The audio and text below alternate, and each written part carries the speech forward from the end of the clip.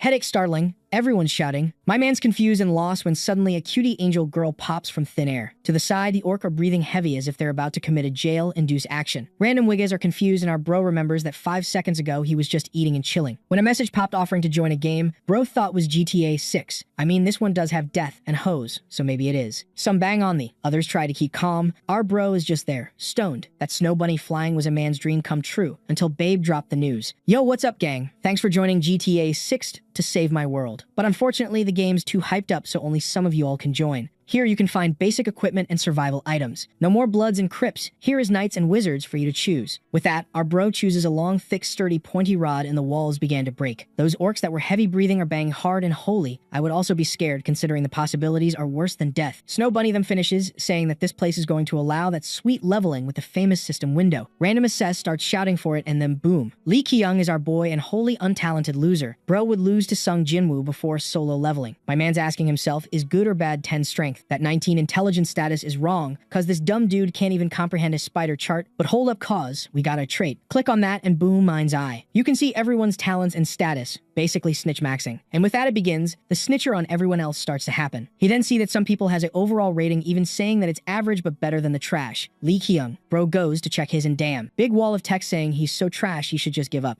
Like for real, dude. Don't even try to swing a sword, and don't ever reproduce since you're a stain in the human DNA data. Straight up the worst alive, and maybe there are even some dead people who are more useful. Bro's confused. What the hell? Did I just get roasted for real? No answer, cause Snow Bunny just announced the grapers are free. Everyone's running for their asses, and in this case, literally. But our dude just waiting, not because he wants to connect with the orc race, but because he's scanning around him, and yeah, he found it. A dude well composed and focused telling everyone to stay calm and grab their weapons. But more importantly, a nice meat shield wigga with 30 endurance. Thanks bro, you're going to take one for the team. Orcs rush and the first kiss to the neck is given. Then the 19 intelligence shines with our bro running towards meat shield Kun and saying, take the lead and I will help you from the side, dude. Dude starts glazing him, saying he looks shaken but is back on his feet fast. When a big drooly green mouth comes flying at them but gets slapped across the face. Our boy took the distraction meat shield made to hit it clean and run. And he's confident that he found a way to survive this. More big-eared goblins come flying like Dumbo, but they're all getting served with clean strikes on their faces. And when Bra's at risk, Meat Shield jumps in to intervene, and the bromance starts flourishing. They jolted across the battlefield and saw the portal on the other side. That's it. Easy escape, right? No, cause there's screaming of help coming from behind. He looks back and sees the dude becoming a Feastables in the 8-year-old goblin's hands. But he's cold stone and is not going to risky his life for this lunch bag, right? Wrong, because there goes the idiot. Wait, my man just stole the dude's bag. Holy, I joked about GTA 6, but this wigga is straight up a white CJ. Bro couldn't believe he was about to die to goblins and still got robbed at the last breath by a human. If the bag's secured, we're having sliding feet across the dungeon, my man. Bromance couldn't believe the robbery, but no options, we gotta keep the motion. Look at this guy just stone cold incredulous, not even feeling the pain of having his head turned into popsicle. Lee Kyung just looks back and sends a thank you for the supplies, my G. Sometime later, hiding like rats, they're cooking a new plan. Our bro can't believe Meat Shield is actually so pathetic and then explains the obvious. This shit here, like a game, my man. Kill big boss, gain big level. We gotta become stronger to survive, and I think robbery is the way. I'm lying, he didn't say exactly that, but suddenly a big eye appeared, staring at them like me, looking at thick thighs. The duo was shocked but noted that the monster wasn't attacking. The talent clutch shows the creature has very bad eyesight and intelligence. With that, he signals for 5 IQ to stay quiet and grabs the thick stick. Bro's scared, saying they can't kill that. But our MC just darts like an arrow and stabs it clean in the Cyclops' eye. Meat Shield is terrified. This skinny boy goes on a crazy rampage with hundreds of stabs until the monster dies. And with that, strength goes to 11 and he smiles. Drenched in sweat and exhausted, Bromance dude is staring like he just saw his first crush. But hold up, it gets much worse. He puts his hand on the dude's shoulders and thinks, I'll be sucking you dry down to your bones. Bro, I don't know what to say. If a hot girl said that, I'd have to change boxers, and our MC is just out here throwing this at us. I'm just gonna pretend it didn't happen. Bromance then says his name is Park Daegu, but our G now tells him to do whatever he wants. Then all of a sudden pulls a knife and starts cutting and measuring some stuff. What? He built a scarf that adds +1 endurance out of nowhere, and Bromance is all emotional, while our bro thinks his shield gotta be sturdy. After this warm exchange of words and maybe more, it's time to get back on the streets. As soon as they leave the jail, they see the scariest thing for any MC. A dumb-looking girl running in distress, of course being pursued by some drooling creatures. At this point, I think the artist is just a goon and not the one from the gangs. At least he dips instantly since he knows nothing can be done, but that's when he notices something. Dumb Babe has 10 magic power but a legendary status under it. He instantly stops. Now I want him to say he's going to dry her too, or are you too cool for that? Now that he knew this, he told Deku to save the girl, but the monsters were far too many, and there was a chance they wouldn't manage it. The girl was getting closer and closer. Hiding behind a stone, our protagonist called for her to come over. She decided to obey. She moved toward our protagonist, heading to what could be a safe spot. They all managed to hide from the creatures, but one of them spotted Deku. Within seconds, it tried to kill him with a strike, but Deku used his shield. Our protagonist was right behind him and used the opening to attack with his spear. Lee jumped toward the battle and managed to hit the enemy. Deku was exhausted from that brief fight, but what was happening beside him was even more impressive. Our protagonist kept striking the monster fiercely, without noticing another creature sneaking up behind him. But in a very confusing moment, a slash landed. Someone had just saved him. Lee watched as the creature's lifeless body dropped to the ground. He had no idea what just happened. The mysterious person responsible for saving him started walking toward them. He looked like a completely ordinary guy. Now he stared directly at our protagonist, seemingly confused by this encounter. Not knowing who he was, Lee used the mind's eye to see his abilities, and what truly shocked him was discovering that this man was the regressor of Altanis. That information was baffling, and our protagonist had no idea how such a title worked. Still, he and his friend thanked him for the help. Several of the stranger's attributes were at legendary or heroic level. The system stated that speaking to him was an honor for someone considered trash like our protagonist. After seeing all those attributes, Lee was completely stunned. It was as if this wasn't Kim's first time going through something like this. That was the mysterious man's name. Now that they were talking, Kim acknowledged that these two seemed capable of fighting. Deku quickly introduced his friend and was honest about what he had just witnessed. Kim had ended the fight with a single strike, while they had to struggle intensely. Lee was still shaken by the man's presence and tried to see what traits he possessed. He learned that Kim was a master of swordsmanship, which massively increased his attack power. It was so overwhelmingly good that our protagonist began to feel jealous. Kim, on the other hand, remained completely calm. Lee noticed Kim's expression and even wondered if he had sensed his status being read. While they continued getting to know one another, the girl remained hidden. Introducing himself formally, our protagonist thanked Kim for the help, trying to appear very polite to make a good impression. Kim said he was currently gathering survivors and already had a camp set up for that. This information sparked Lee's curiosity, and he wanted to know how many people were there. Answering the question, Kim said there were 30 people in total, but not all of them could fight. It would be good to count on these newcomers. For our protagonist, this was the perfect invitation. He also realized that Kim probably had a protagonist-type personality, ignoring the risks of gathering so many unfamiliar people. But since he had the title of regressor, he must certainly know how to overcome this place. Maintaining a good relationship with him was essential, and Lee decided he would cooperate. Interested in their savior, Deku asked if he already had a class, discovering that Kim was a swordsman. Our protagonist noticed the girl was still hiding, so he went over to her and offered his hand. Using every bit of charm he had, he tried to establish a good first impression, telling her he had come to help her. The girl was visibly calmer than before. Kim noticed what was happening, and it immediately caught his attention. He went straight to where the girl was. Confused and very shy, she said her name was Han. But good grief, what a boring name. From now on she would be called Stacy. And surprisingly, Kim was completely captivated by her and introduced himself with great enthusiasm. Our protagonist found that level of excitement strange. While Kim asked Stacy if she was okay, she said yes while clinging to our protagonist's arm. Kim remained very welcoming toward her, offering help with whatever she needed, but she didn't seem to respond very well to that. While thanking him, she kept hugging our protagonist even more tightly. Lee observed everything carefully. It was possible that this regressor had been specifically looking for the girl. He was certainly a powerful person who had witnessed the end of that world. With access to privileged information, he might want to gather everything that could be useful for the final outcome. People, of course, were valuable raw material for that. Since Lee was staring at the girl so intently, she became embarrassed. Even though it took her a while, she formally thanked him for saving her. With a big smile, Lee said it was no trouble at all, which only made her even more embarrassed. But our protagonist was trying to piece all this information together. He knew Stacy had tremendous potential for magic, and on the other side was a veteran on his second regression. Lee was certain he was standing beside great treasures, and he intended to stay close until the end. They finally arrived at the camp, and Deku was very surprised by what he saw. It seemed like a safe place. The infrastructure wasn't great, but there were many people. He wanted to know how Kim had found such a place. Kim said it happened by chance, but our protagonist disagreed. He knew Kim was a regressor. As soon as they arrived, a girl ran toward Kim. She wanted to know if the trip went well, quickly noticing the presence of new players. Her name was Joanna, and our protagonist wondered why she was being so affectionate. She said she had been worried because Kim took too long to return. Kim said these people would be living in the camp as well, and our protagonist decided to use the mind's eye on her. Examining Joanna's attributes carefully, the only remarkable thing was her selfish ambition, nothing else. Lee also found it strange that she was 7 years older than Kim, yet she was using that Korean honorific reserved for addressing older people. Besides that, her attributes were extremely ordinary. She was basically worthless. The system said our protagonist had just found his soulmate because he was trash just like her. While he was still thinking about that, Joanna asked for the names of Kim's new companions. Answering her question, Deku introduced himself and our protagonist. Stacy also introduced herself, and the whole time she still hadn't let go of our protagonist, which was genuinely interesting. Joanna seemed to shift her demeanor right away, as if she could feel the female competition rising in the camp. Our protagonist didn't like that one bit, finding her attitude extremely presumptuous as though they were being judged. Deku, being naturally big, gave a strong first impression. Stacy, on the other hand, was limping because of her injured leg, while our protagonist was a skinny guy. Joanna was indeed very opportunistic. She immediately approached Deku, believing that with all that muscle, he must have defeated many monsters. Something that was technically true, but Deku hadn't done it alone. If not for our protagonist, he wouldn't have managed it. Even though he was naive, the guy was very sincere. Hearing those words, Joanna began examining our protagonist even more, but since she heard good things about him, She gave a warm welcome to all of them. She said she would take them somewhere they could rest. The places were divided by gender, so Stacy should follow her. Jonna continued behaving suggestively, telling our protagonist to take care of her as well. But a snake recognizes another snake, and Lee realized she acted the same way he did.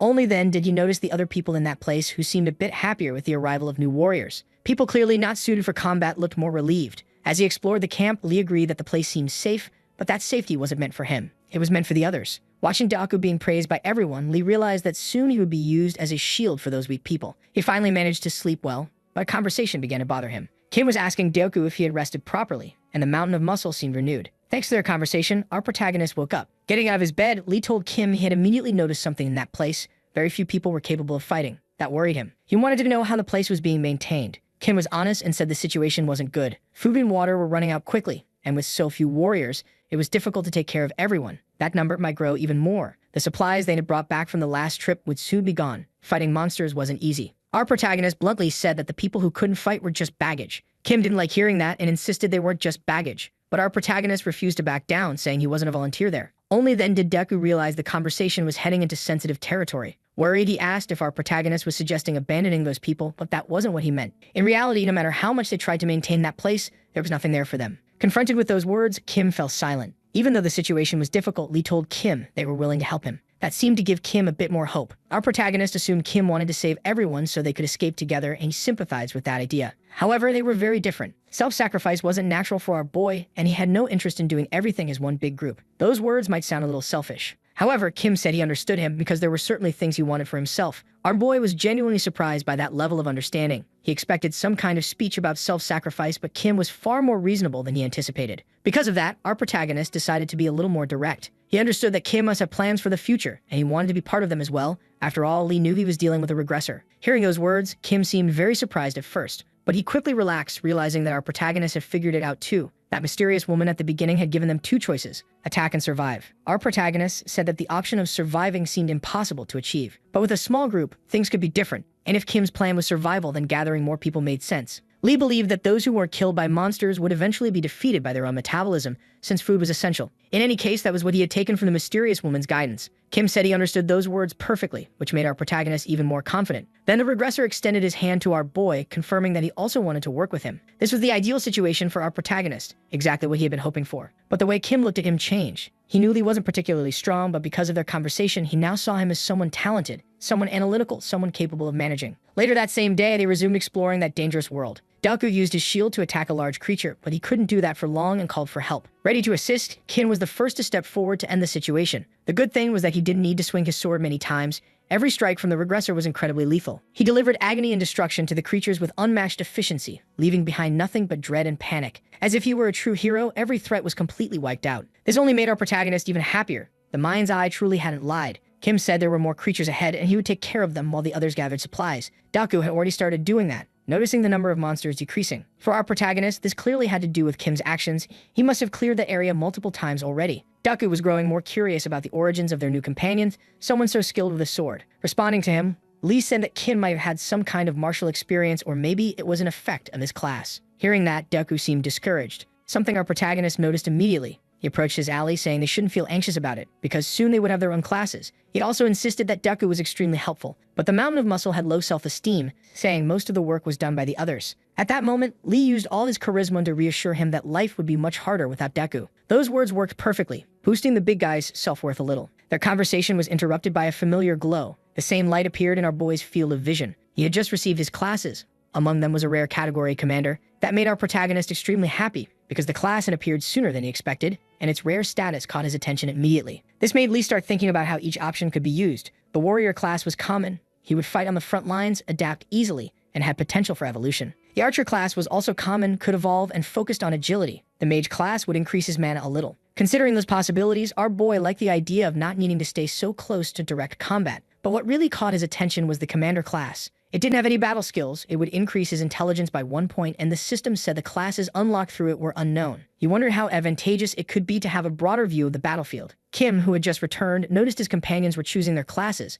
Our protagonist told him which options had appeared for him, including the commander class. Kim seemed surprised at that news, and his reaction left our protagonist confused. He had thought the class might be good, but now he wasn't sure if it was some kind of trap. Deku, however, loved the idea, saying the class suited his friend perfectly. He hadn't said it aloud before, but he believed that class was tailor-made for him, someone who had a natural inclination to lead. Kim was considering the attribute gains for that class. It wasn't as advantageous as the others, which provided 3 points. It seemed Kim wanted our boy to choose something else, while Deku strongly disagreed. For the regressor, our boy should choose the archer class. Deku, on the other hand, couldn't wait to be led by his commander. Now the two were arguing about it. Kim wanted an archer for the team, while Deku wanted our protagonist in command. Their argument kept escalating while Lee simply watched as his friends became more and more intense. The truth was that he still didn't know what to choose, and their reactions only confused him further. But after reading the descriptions of all those classes, it seemed he had reached his own conclusion. After all, he needed to choose the most efficient path, and he finally selected the class that best contributed to that. His body went through an instant change. The decision had been made, and his companions noticed right away. They wanted to know immediately what he had chosen. They seemed more excited about it than he was. His companions waited anxiously for his answer, knowing this decision was crucial for the team.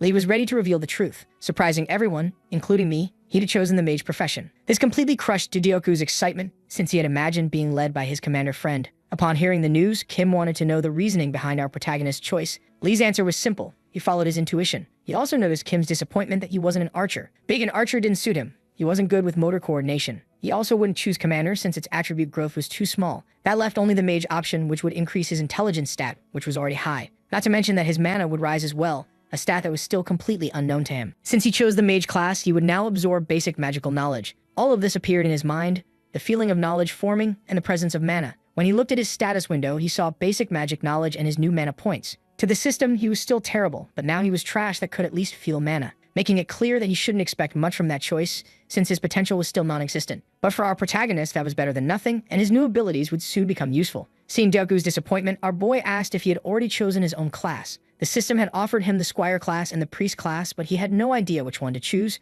which was surprising. For Kim, our protagonist, there was no doubt he should become a squire. Apparently, Deku had actually considered the other option, but his companions insisted he should choose squire. He finally made his decision. Our protagonist was eager to know the result. Deku proudly lifted his shield. Following our protagonist's advice, he had chosen the most useful class. Lee became extremely excited about this, praising his friend's decision, while thinking to himself that now he had a real meat shield. After the class selection, Kim congratulated both of them, reminding them they could return to the camp now. However, he wanted to know how they should divide the food. Taking one of the supply bags, Lee said that 2 bags were more than enough for the 3 of them. It was now Kim's job to take the remaining supplies and feed the rest of the people. Apparently, this noble gesture ended up touching the regressor, who thanked him sincerely. Meanwhile, at the camp, people were still waiting for their return. A girl was worried because she was hungry, and the men were taking too long. But Joanna asked her to be patient. Even so, the woman continued complaining about the delay. Joanna offered her some of her own food. Nearby, there was a man who was clearly hungry. Joanna decided to observe him more closely, noticing that he also wanted some of that bread. So she broke the bread she was holding, giving a piece to the complaining woman and throwing crumbs on the ground for the man who ate but never helped anyone.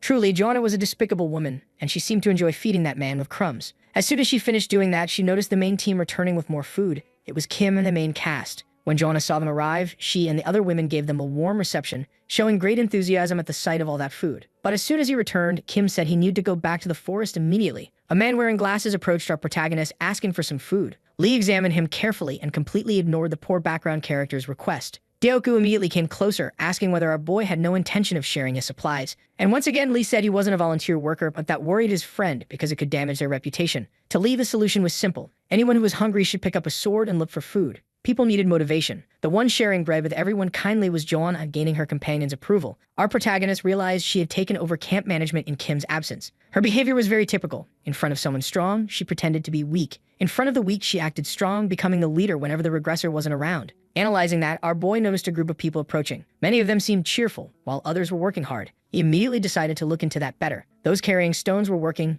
building defenses for the camp. There were even people who dared complain to these workers, making it clear that if they didn't finish that day's task, they would go hungry. And that made our protagonist very thoughtful. Now he understood the kind of treatment Stacy had been receiving in that place. Knowing this, he decided to talk with Deoku for a moment. He asked if he still remembered the girl they had met the day before, and the squire said yes. Then our protagonist picked up a supply bag and told Deoku to give it to her, and to look after the girl as well. That order filled Deoku with hope. He said he would obey immediately, believing he might gain some kind of advantage from it. Meanwhile, Stacy continued working hard. Our protagonist noticed she looked exhausted and very lonely, since he and the squire were the only ones who would look after her there. But what Lee truly wanted was the long-term advantage of helping someone with such incredible potential during her moment of vulnerability. It would create a massive debt of gratitude. Following our boy's instructions, Deku headed towards Stacy. But before he reached her, he saw something happening. A man with glasses arrived first, offering her a piece of bread. This was something our protagonist absolutely did not expect, and now he was deeply concerned. He had no idea who that nearsighted background character was. Watching the situation, our boy began burning with anger because he refused to lose someone so valuable for the future.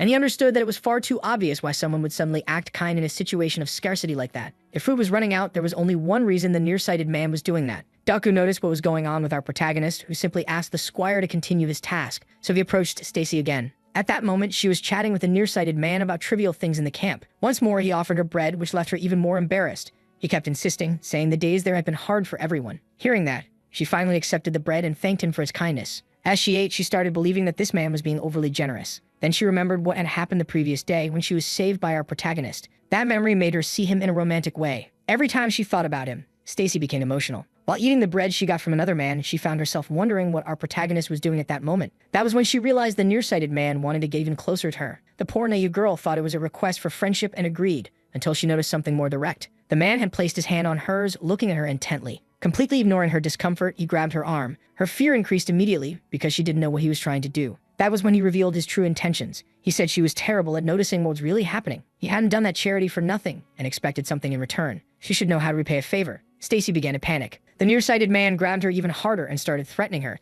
saying that she needed to cooperate or things would become complicated. Finally, someone arrived to rescue her, and this man warned the nearsighted fool to let go of Stacy immediately or the structural integrity of his face might be compromised. Even with that warning, the nearsighted man chose to ignore the real man standing before him. So it was time for discipline. Like a bolt of lightning, a strike came down on his forearm. Deku was in no mood for patience, and he made it very clear he could have broken the man's arm if he wanted to. Even injured, the jerk still had time to insult Deku, who was now grabbing him by the collar. Stacy watched everything closely. Then the jerk was thrown far away, as if he were nothing more than a sack of potatoes. That drew everyone's attention, including Joanna's. The background characters wanted to know what had happened. Our protagonist watched everything with interest while eating one of his breads. In the process, the jerk with glasses hurt his nose and was now whining like a child. Even Deku felt embarrassed. He hadn't even used that much force. But now that the man was being annoying and trying to get everyone's attention, Deku decided to give him real reasons to cry, though Stacy stopped him. She said she was fine, nothing serious had happened, and that violence wasn't the answer. Then Joanna decided to get involved too. Showing just how foolish she was, she went to help the jerk with glasses. Trying to intimidate Deku, she said violence was forbidden there and demanded to know what happened. Telling the truth, Deku said Stacy had been harassed and he stopped something worse from happening. That was a serious accusation. Joanna asked if it was true, and the jerk with glasses lied immediately, of course. He claimed it was all a misunderstanding, that he had only touched her hand by accident. That version only made Deku even angrier, ready to correct the jerk on the spot. The man with glasses said he just wanted to get closer to Stacy, claiming she had responded positively, but he misinterpreted her words. Joanna then demanded Stacy's version of the story to confirm if it was true. Being watched by everyone, she immediately became embarrassed. Hearing the comments about her, that two men had fought because of her, only made her feel worse. She didn't understand why she was being treated as if she were at fault for something she never caused. Only she knew she had been the victim. She realized that place was just like Earth. No one stood by her side. With tears in her eyes, the girl ended up confirming the jerk's story. But then she explained that afterward he held her hand tightly and said things that scared her. Because she was emotional, Joanna didn't understand most of those words, but she grasped one important part. The man with glasses tried to get close to her, and Stacy agreed to it,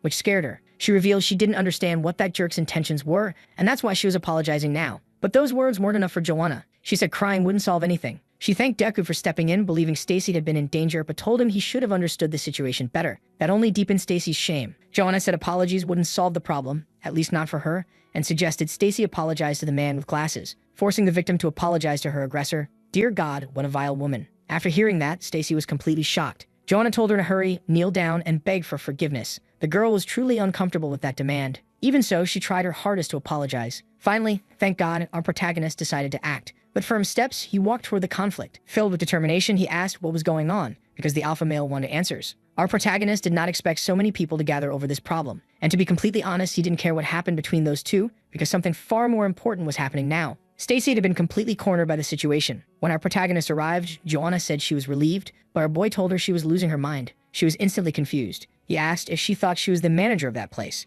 They were making so much noise that monsters could show up, and that made the background characters nervous. They quickly realized they wouldn't be able to do much if danger reached them. Even so, Joanna tried to justify herself, but our boy had seen what happened, and even from a distance, he had an opinion about it. They couldn't be so sure of the real victim was. When a group gamed up on a single person, it was natural for that person to feel afraid, cornered. Joanna insisted with full conviction that the fault was Stacy's, so our boy asked if she was truly certain that the jerk with glasses was innocent. That left Joanna completely speechless. She couldn't guarantee that, and if she did, she would be implicating herself. Even so, they had all joined together to pressure Stacy. It would be a shame if Kim were here to witness all this, our boy added. Slowly, the background characters grew concerned. If Kim expelled them from the camp, they would be completely doomed. And our protagonist wasn't done speaking. In his eyes, Stacy would never make a false accusation. He said that only to move closer to her, without realizing how effective his words were. Joanna, still desperate to embarrass herself, insisted that our protagonist didn't know Stacy. Using a flawless counterargument, he asked whether offering friendship was the same thing as inviting someone to share a bed. Getting close to someone didn't automatically mean there would be physical contact. He suggested that Joanna think very carefully about that.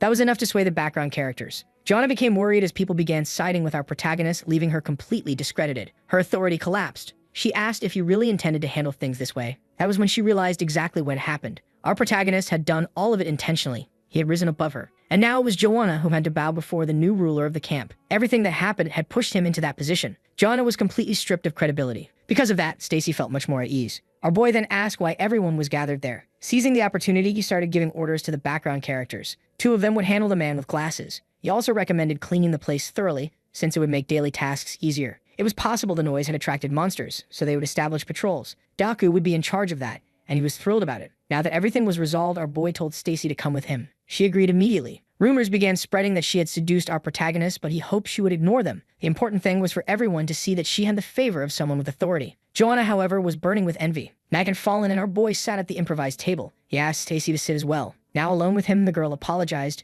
She had never imagined things would escalate like that. Our protagonist told her not to worry, but asked her to explain what really happened, encouraging her to speak comfortably. She was surprised by the invitation. Even though she was emotional, she began to talk.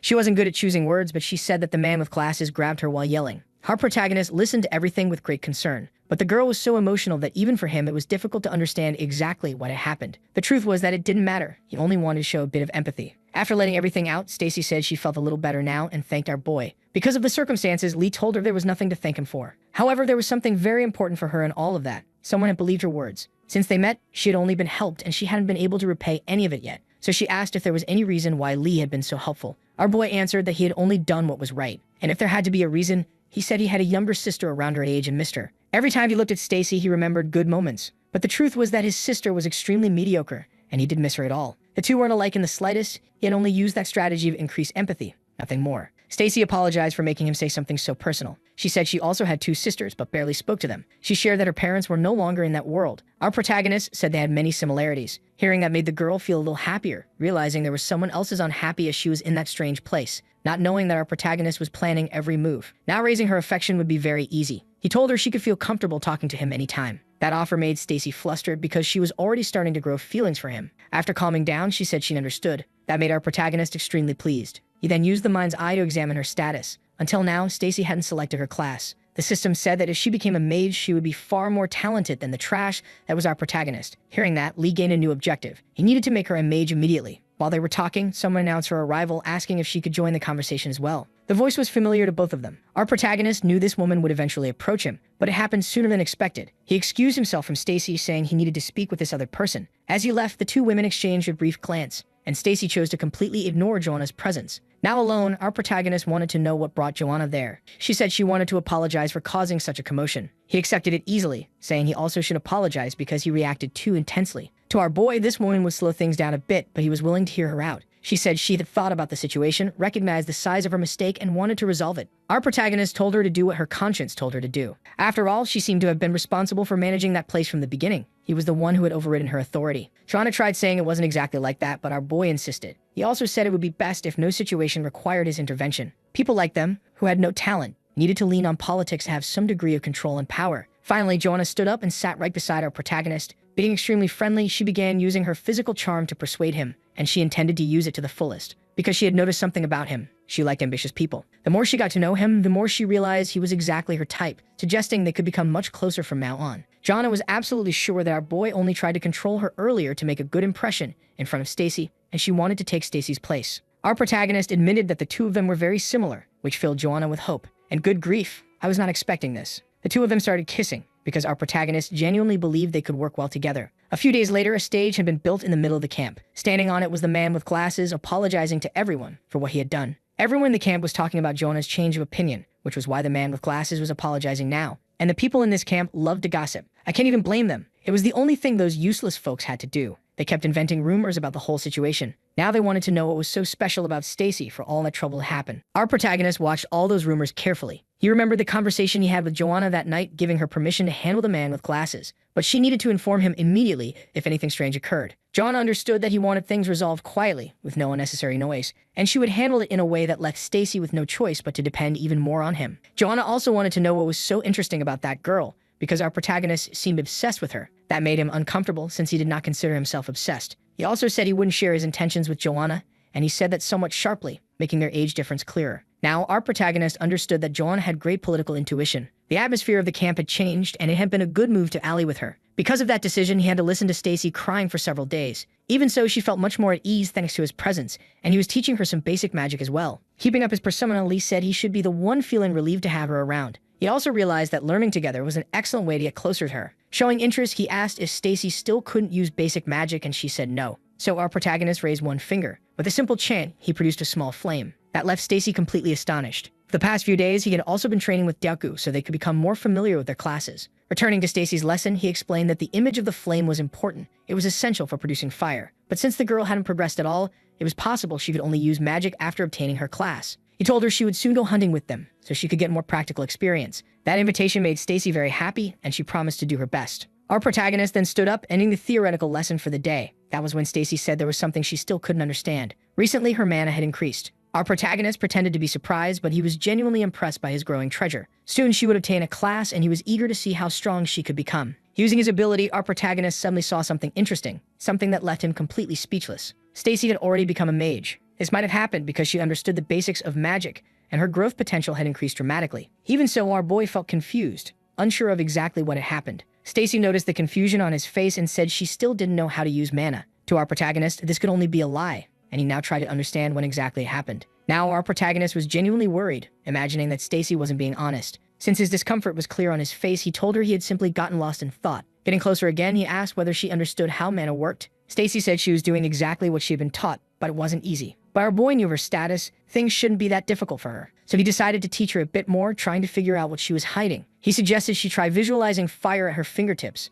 and this time she actually managed to produce a small flame. Her eyes changed briefly. The flame vanished soon after, leaving our boy even more confused. The girl tried to apologize, saying it was very hard, but to our protagonist it was obvious she had failed on purpose. She then asked to be taught again. Lee promised he would do so the next day. At that moment, another woman approached. I don't know if this citizen will matter in the long run, so I'll just call her the Ditz, because she has a very ditzy face. She asked whether our protagonist had a moment. This poor girl helped Joanna with camp matters, and since Joanna was an ally, Lee had to talk with the Ditz often. With something to handle now, our boy said goodbye to Stacy, telling her they would meet the next day. That promise filled Stacy with joy, but the Ditz clearly didn't like that kind of interaction. Now alone, our boy asked if something had happened. The Ditz said it was nothing serious, but she had heard he would soon announce who would join the next hunting team, and with great enthusiasm, she wanted to be part of it. Our protagonist immediately used his ability on her and saw she still didn't have a class. She did have some interesting attributes, so he considered taking her. He told her he intended to bring Stacy first. The Ditz reminded him he needed people capable of fighting, insisting she would be a much better addition than that child. She clearly had no idea how to evaluate people's potential. Our protagonist said he would think about it, but suggested she shouldn't get her hopes up. Joanna finally gathered all camp members because an announcement about the hunts would be made.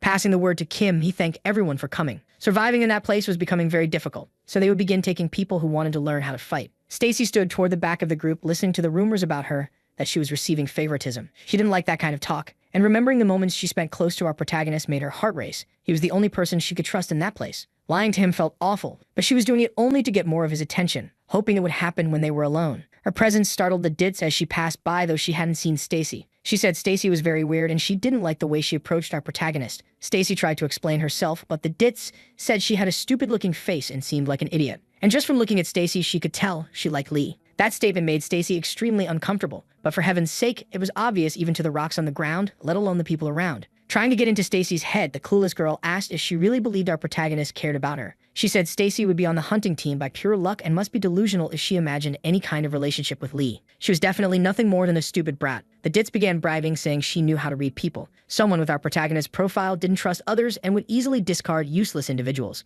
Weak people like Stacy would soon be thrown away because Lee would eventually get tired of her. Stacy tried not to believe those words, but the Dits' psychological attack was extremely effective. She insisted that Stacy would be discarded like a useless tool, and she was certain this had already happened to Stacy before. Someone as ineffective as Stacy must have been thrown aside many times. Stacy immediately remembered her past life when she depended on her older sisters who hated being responsible for her. The Dits assured her that soon she would no longer receive any attention from our protagonist, saying she would be a much better addition because she wasn't as stupid as Stacy. While they were talking, both of their names were announced as members of the hunting team, which made the Dits very happy. Her request had been granted. She told Stacy not to get in her way because she only dragged others down. Finally walking off, she left behind a Stacy whose mind had been completely shattered. For heaven's sake, this poor girl's mind is like an open door for anyone with bad intentions. She makes it way too easy. All she could do now was cling to the hope that our protagonist wasn't that kind of person. Poor thing. He had also promised they would hunt together and keep training together. Stacy loved receiving that kind of attention and was already beginning to see our protagonist as part of her family. She even acknowledged that she might be stupid and slow to learn, but she was certain of one thing. Someone as wonderful as our protagonist genuinely cared for her. And yet the Dits had gone to her just to say horrible lies. She desperately hoped our boy wouldn't be swayed by such poison. She didn't want to be discarded by him. But giving into her intrusive thoughts, Stacy was being consumed by fear. She truly believed that right at that moment, the Dits was poisoning our protagonist's mind. It left her completely frantic. She genuinely believed a conspiracy was taking shape. She was hearing voices, everything was getting far too intense, until her hallucination reached its peak, where our protagonist no longer saw her as she really was, but only as a burden. A few minutes earlier, Kim had apologized for gathering everyone so suddenly, but they all knew how hard it was becoming to find water and food, so they needed to start training the camp residents. For that, he asked our protagonist to show everyone something. He revealed to the others that he could produce fire. Some background characters were very impressed. Our boy explained that the place they were in wasn't the Earth they knew. It was as if they were inside a game, and his class here was mage. He was still a beginner and still an ordinary person like everyone else. In the beginning, he was afraid of the creatures, but everything had changed. Those who fought could become stronger, but they had to choose to act that way because the entire group needed to grow. Only then would they survive. After his speech, the camp residents felt much more motivated. They wanted to grow stronger as well. Kim liked everyone's positive reaction. Even Deku was excited. 2 people were chosen to put this experiment into practice. The first was Stacy, and the second chosen was the Dits. As soon as she stepped onto the stage, she walked directly to our protagonist. They held hands in a friendly manner, and our protagonist leaned in to whisper something to her. He knew she had tried to humiliate Stacy just minutes earlier, and that immediately left the Dits terrified. Our boy said he would give just one warning and that it should stay between them. She had better not mess with Stacy again or she would have problems. Very firm, Lee asked if she understood what he had said. Terrified, the girl answered that he had been extremely clear. That response made our boy happy. He believed he had solved a major issue. He needed to take advantage of how easy it currently was to get closer to Stacy, but it seemed Kim had noticed something going on. Our boy wondered why Stacy hadn't gone up on the stage yet. He noticed she was very isolated, distant from everyone. Her gaze was dark and deep. The moment he saw that, our protagonist began to worry. He didn't know when it just happened. It had been so intense that he wondered if it was an illusion. Sweating and with a headache, Deku asked if he was okay, noticing something was wrong. But our protagonist said he just needed some rest. His friend encouraged him to do that, reminding him that the next day would be the hunting expedition and he needed to be prepared. At that moment, Stacy found a small opportunity. She managed to meet his eyes and immediately she felt much better. Seeing that, Lee waved back, although he couldn't shake the feeling that something was wrong. Beside him on the stage was the Dits, who didn't like what had happened. She hated being intimidated by our protagonist. Because of what she had done earlier, she was now on our boy's blacklist, and she knew her situation had become much worse. She had spent a long time flattering Joanna to reach the position she had now, and it might have backfired. While she thought about that, Joanna approached her, saying she hoped she would perform well in the next day's expedition and suggesting she take care of our protagonist. But the Dits felt like an animal being instructed and didn't want to follow that kind of command. Joanna reminded her that she was that kind of person, someone who flattered others for protection. There was nothing wrong with getting close to those who were skilled, especially for safety, but the problem was that the Dits had ruined everything before it even started. Now she stared at our protagonist, thinking of ways to approach him. In a short time, he had surpassed Joanna's influence in the camp. He shouldn't be ignored under any circumstances. She now believed her future was at risk and that soon she would be stepped on by the idiot Stacy. All of her efforts would have been meaningless. Worried about her future, the Dits realized she needed to act. She had to get close to our protagonist if she wanted to survive. The next day, everyone was ready to depart. Kim and Deku would be at the front of the group, while the others would provide support from behind. Looking at the newcomers, Kim told them to be cautious, since it was their first time joining the hunting team. He gave combat instructions while our protagonist watched Stacy closely, trying to understand what exactly had happened the previous day. He wasn't sure if it had only been his imagination or if he was missing something important. The girl soon noticed she was being watched and gave him a deeply unsettling smile. Terrified, our boy decided he would observe her very carefully, all while being watched by the Dits, who was trying to figure out how to keep herself safe. When the explanations ended, Kim called everyone to begin the journey. Our protagonist had no idea how frightening this expedition would be. Several creatures were approaching the group. Unfortunately for them, Kim was extremely skilled with a sword and executed brutal movements. They were all holding up well against the attacks. The 2 newcomers were terrified, not knowing what to do. Our protagonist kept ending lives with his own hands. This scene made the Dits more and more distressed, while Stacy's admiration for our boy only grew. Finally, the area was decorated with lifeless bodies. Daku said they had only run into weak creatures today. Even so, Kim said he had a bad feeling and told everyone to stay alert. Then someone warned Daku to be careful. On his left side, a large creature was approaching, and it did not look happy. Daku had to raise his shield to defend, but his defense was also his attack. His entire body was overflowing with a brutal energy. With his renewed strength, he managed to shove the large creature away. The beast roared in fury. Its liver was probably no longer in the state and had come into the world. Straining himself, Daku told one of his friends to finish it off. He couldn't hold it for long. Our protagonist told the Dits to take the opportunity and use the spear immediately. But the experience was overwhelming for her, and she didn't know if she could do it. The more she looked at the creature, the stronger the fear growing in her heart became. After hearing its roar, she froze completely. Our boy realized she talked more than she acted, so it was time to give her a small shock of reality. He immediately placed his hand over her trembling hand. He warned her that if she acted like that again, she would very likely lose her life right there. He told her to understand that quickly. Standing behind her, our protagonist tried to guide her movements so she could use the spear properly. She finally managed to attack, stabbing the creature in the chest. The monster was still alive. She couldn't lose control. Blood was running down the spear and covering her hands. Our boy told her to see it as cutting meat, but the Dits was now convinced he was just insane. While they forced the life out of the creature, it let out another furious roar until finally its body collapsed, completely lifeless. After that intense moment, the Dits collapsed to the ground. She couldn't believe how overwhelming it all had been. Her companions only watched. There were no words for a moment like that. Our protagonist used the opportunity to tell her that this had been the first and last time he would help her. When they were out hunting, she couldn't expect anyone to save her, and she was lucky this had only been training. Next time, she needed to learn to survive on her own. Now, the Dits' own belief that our protagonist discarded useless people began tormenting her. If she didn't fix her situation soon, she might never return to camp. But then she was caught off guard by a compliment from our boy. He told her she had done an excellent job. The mixture of contradictory emotions made her forget fear for a moment and simply feel irritated with him. Stacy watched their closeness closely, showing worrying signs of potential madness as she grew anxious.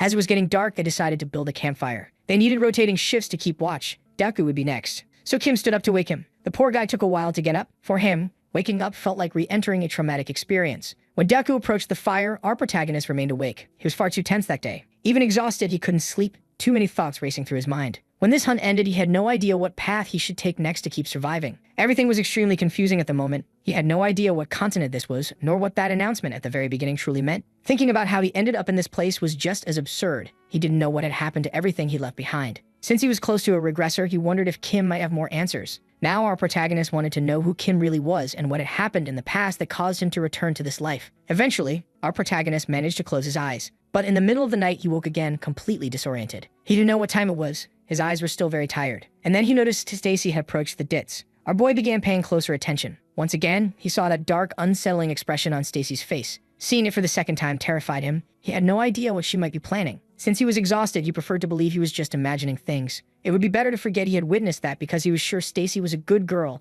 and would never do anything wrong. But to his surprise, she approached him. While he tried to fall asleep again, Stacy watched him. As if she were completely depraved, she gently ran her fingers through his hair, noticing that he looked even more adorable while sleeping. Possessive and twisted thoughts filled her mind. She thought about him intensely, insisting that she would never allow anyone to take him from her hands. The next day, our protagonist woke up visibly tired. Seeing this, Kim noticed his companion didn't seem well rested, but our protagonist insisted he was fine. There was something else catching his attention within the team. On the surface, Stacy seemed fine, but that feeling from the previous day still haunted him. The Dits was deep in thought as well. Only then did our protagonist realize he might have made Stacy jealous by getting too close to another girl. With everyone gathered, Kim announced they would explore deeper, reaching the limit of what everyone could handle before returning to the resting area. That plan pleased the group, but our protagonist was extremely cautious. It seemed he was the only one aware of the potential ticking time bomb. While walking, he kept a close eye on the Dits. At one point, he nudged a rock toward her foot, making her trip. Before she could stumble further, Lee quickly caught her, suggesting she should be more careful. The girl agreed, but found his behavior extremely strange. The truth was that Lee had just conducted an experiment. Looking back, he felt the monstrous aura radiating from Stacy's jealous heart. For heaven's sake, our boy was getting complicated too. Sometimes all a guy needs is a jealous, clingy girl to whip him into shape, apparently. Feeling that ominous aura, Lee was truly frightened. He had just confirmed his hypothesis. Stacy was burning with jealousy over him. The problem was that this was not the outcome he wanted. He only intended to build a sibling-like relationship with her, nothing more. Now he was trying to figure out where his plan had gone wrong, all being observed by the Dits. Showing far more perception than most men, the Dits realized she had been used, and she decided she would not allow herself to be belittled within the group. They soon reached a much darker area, likely far more dangerous. Our protagonist began hearing sounds approaching. There might be danger around the next corner. Kim, claiming he was experiencing auditory hallucinations, informed the group they must be getting close. He ended up becoming a bit worried. He felt a presence approaching them, and Deoku asked whether it was monsters. Kim said he sensed a weakened magical power, possibly a sign of an incoming attack, but the information was too vague. With his shield in hand, Deoku moved forward to investigate what lay ahead. It didn't take long for everyone to be surprised by something. They found a large staircase. It led downward into an underground floor, something none of them expected. Observing it carefully, Kim suggested that something important might be hidden below. Our boy liked how Kim handled himself and planned to keep paying close attention to everything, he said. They were almost at the tutorial dungeon. They needed to plan a strategy. Deoku said they just needed to find the enemies, and Kim liked that idea.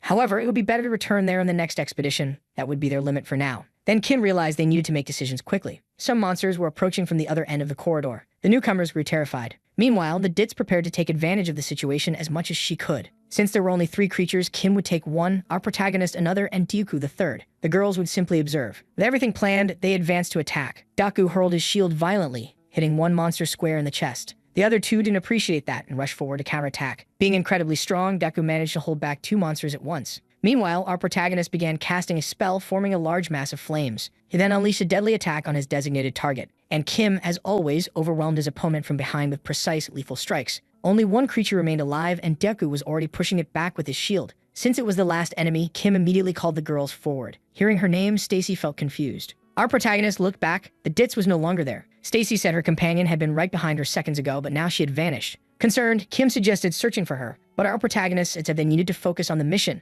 believing the Dits would show up soon. At that moment, someone attacked the creature's head. It wasn't anyone assigned to finish it off, and the attack wasn't strong enough to kill the monster, only to enrage it further. Deoku was the first to suffer because of that, getting kicked away by the creature. While our protagonist worried about his friend, he nearly got devoured. From the corner of his eye, he could see what was about to happen. At the last moment, Kim appeared to save the day and remove the monster's head. Finally, the danger was over. But immediately after, an intense scream echoed. It was the Dits, apologizing to everyone. She claimed she had fallen while trying to follow them and was shocked by what had happened. For some reason, everyone staring at her was speechless. She insisted she had only been trying to help but didn't know how to throw her spear properly. Terror filled our protagonist's eyes. Because of this woman's idiocy, her scream was going to attract more monsters to the area. Realizing how dangerous the situation had become, they needed to retreat immediately. In the middle of the confusion, Stacy sensed danger approaching. She simply watched as her companions panicked. The truth was that the Dits had done everything on purpose. She wanted to sabotage the group. She hated the way our protagonist behaved, as if he were the king of the camp. Now he risked falling behind and not making it out alive. As they began to flee, Lee told Stacy to hurry as well. But the girl seemed lost in her own thoughts. As the situation grew more complicated, our protagonist tried to hurry his companions. Several creatures were coming straight toward them. Sensing the danger, Kim decided who would act as bait while the others attempted to return to shelter. At that same moment, our protagonist noticed Stacy looked strangely apathetic. In fact, he saw that both girls were standing still, doing absolutely nothing. So he told them to start running. Even then, Stacy didn't seem to grasp the urgency of the situation, and right away she saw the Dits smirking at her on purpose. Finally, everyone began to flee while the great swordsman stayed behind to ensure their safety. Our protagonist was already regretting having brought the Dits. She really was useless. But thanks to Deoku and Stacy, they still had a chance at surviving. Falling slightly behind, our boy decided to use some of his flames to calm the situation. He needed intense concentration, but Deoku was completely impressed by every little gesture our protagonist made. The fireball was finally ready. He launched it toward the creatures closing in. The blast consumed one of them entirely. A precise hit, Deoku praised him loudly. Only then did they realize they were completely alone. The girls were nowhere to be found. Our protagonist immediately grew worried again. Where the girls should have been, there was no one. Feeling responsible for them, he tried to imagine where those fools might have gone. At least the threat had passed for now. They needed to think of a way to solve this. What truly worried Lee was Stacy's situation. She was the last person who should have gotten lost there. He suggested retracing their steps. Maybe they would find the girls that way. They weren't sure exactly where they had separated, but Deoku believed they had all been together right before the attack. Things grew stranger and stranger. Deoku might be a bit slow, but it was bizarre for 2 people to vanish simultaneously. Something had definitely happened. Remembering the sinister image of Stacy from the previous night, our boy became genuinely anxious. In that corridor, he saw a dark energy manifest. It terrified him. Calling out to Deoku, he told him to keep moving forward. He would go into that corridor. It seemed only he had seen that energy. Following the trail, he silently prayed it wasn't what he feared. Isolated in that place was the Dits. She believed she had gotten far enough to shake everyone off. Memorizing the path had been useful. But Stacy was there with her. Stacy believed the Dits had pretended to fall behind to place our protagonist's life in danger. Hearing Stacy's voice, the Dits panicked. She didn't understand how she had been followed. She also realized she was inside some kind of energy cell. It had to be magic. She began apologizing desperately. But Stacy said she had no other choice now. Terrified, the Dits asked what was happening. Ignoring her, Stacy used a blade of wind. At first, the Dits was overwhelmed with disbelief. Only then did she understand what had happened. Her body no longer had as many legs as before. The pain was truly excruciating. The Dits was dragging herself across the ground. She begged desperately for help, but Stacy told her it was completely useless. The sound in that area had been blocked. Not even monsters could hear her. In despair, the Dits asked Stacy why she had done this. My intuition had been right. I didn't need to learn this extra's name at all. Now that she was about to become fertilizer, she began apologizing for everything she had done. But that only irritated Stacy even more. Since the Dits was too noisy, Stacy said she would have to silence her first. While the girl screamed, something formed in front of her lips, preventing her from speaking. Stacy was truly a strong candidate for becoming utterly unhinged. Now she was letting her sadism pour out, asking the Dits if she was in pain. It was time to make her feel true suffering. Stacy said she didn't want anyone trying to take the protagonist from her hands. And if that was the case, it would be terrible if the Dits continued living. So Stacy had to act this way. She apologized to the Dits for what was about to happen. As Stacy prepared to use her wind magic again, the Dits begged for someone to save her. But no one came. Her body was shredded. Moments later, our protagonist arrived, relieved to see Stacy was safe, though he hadn't yet noticed the flying body parts. Even though Stacy liked our boy, she hadn't expected him to find her at that moment. And then Lee finally understood what had happened. He found Stacy covered in blood, surrounded by scattered human limbs. Now everyone was gathered in that extremely chaotic situation. For heaven's sake, the Dits had only lost an arm. She was still alive, poor thing. Our boy had suspected something like this might happen and wanted to prevent the worst outcome, but apparently he failed. It was horrifying. He was terrified and didn't know whether to run or pretend he saw nothing. But he decided to do something else. He dropped his spear on the ground and slowly walked towards Stacy, who still looked confused. He asked if she was okay. He also asked what had happened to the Dits. She was missing an arm and a leg. Something must have occurred. Everything depended on Stacy's answer now. She could easily claim she hadn't done anything. Stacy said she couldn't remember everything. When she opened her eyes, she was already separated from the main group. She'd also realized she was with the Dits, or at least what was left of her. Our protagonist felt relieved that Stacy hadn't been harmed. That relaxed her a bit. She hugged him in a manipulative, calculated way while glancing at the Dits' mangled body. Our protagonist smiled widely, believing Stacy had made the right choice. Because of her injuries, the Dits was close to losing consciousness, furious at the scene before her. In what seemed to be her final moments, she cursed both our protagonist and her executioner. Finally giving into exhaustion, she faded. Our protagonist assumed the Dits must have activated some dungeon trap. This place was dangerous after all, and he told them they needed to be careful. That explanation neatly solved the problem. What made it harder to defend the story was how perfect the cuts on her body were. Kim might notice the truth. Even so, it was the best explanation available now that the Dits had departed the world of the living. To erase the remaining evidence, our protagonist summoned his flames again, completely destroying what was left of her. Lee told Stacy it would have been good to bring the body back to camp, but that could be dangerous. They couldn't leave their former companion in that state inside the dungeon. It was the least they could do in her memory. It was also simply the right thing to do. For heaven's sake, Stacy was completely moved by our protagonist's gesture. What an absolutely deranged story. This entire cast is made of degenerates. While the girl smiled discreetly, our protagonist thought that she wasn't the only one turning into a monster. The same thing was happening to him. After all that, it finally made it back to where Deku was. He was visibly worried about his companions and immediately noticed the Dits wasn't with them. Our protagonist shook his head, giving a silent negative answer. Deku could be foolish sometimes, but he understood what that meant. Our protagonist then asked about the monsters that had been nearby. Deku said nothing had appeared, probably thanks to Kim, who must have drawn them all away. This news relieved our protagonist. Since Kim was still far away, he told his companions to return to the camp. Right after that, he felt his blood pressure drop sharply. Before he could collapse, Deku caught him worried. Our boy believed he had used too much mana. Thinking of everyone's safety, Deku suggested they camp there for the night. Stacy agreed immediately. She was very worried about our protagonist, imagining how stressful the situation must have been for him. Knowing they needed rest, Deku prepared to build a campfire. He did it quickly, telling his friends the whole situation had been unfortunate. It seemed the Dits had been trying to work hard, but our boy disagreed. She had put them all in danger. Deku agreed. Our boy said they were alive purely by luck, and if anything had happened to Deku or Stacy, it would have been even worse. He said it would be very difficult to overcome a feeling like that. Those words were extremely effective. His companions were deeply moved. Deku admitted it would also be very hard for him to lose our protagonist. Even though she was moved, Stacy kept silent. Standing up, Deku said he would take perimeter watch since his companion had used too much mana. But our protagonist didn't like this at all. He didn't want to be left alone with Stacy. Before leaving, Deku asked Stacy to take good care of our boy, and she loved receiving that task. Finally, the shield bearer left to patrol, leaving the two completely alone. At first, they stayed silent. Our boy opened his status window. Something caught his attention: his luck points. The system continued to treat him harshly, acknowledging his use of strength and intelligence while still calling him trash. But he noticed his luck had increased by 2 points. Maybe the situation involving Stacy hadn't been entirely negative, and Stacy noticed his attributes had gone up. He asked if the same had happened to her. Stacy said nothing special. Her magic had increased a bit, but her strength was still low. Our protagonist used the mind's eye to observe her. A phrase caught his attention: "I am your biggest fan." He had absolutely no idea what that meant. Then Stacy began talking as well, wanting to address what had happened earlier. She wanted to know if our protagonist was saddened. Truthfully, he would be lying if he said he felt no guilt at all. Just remembering that expression sent chills down his entire body.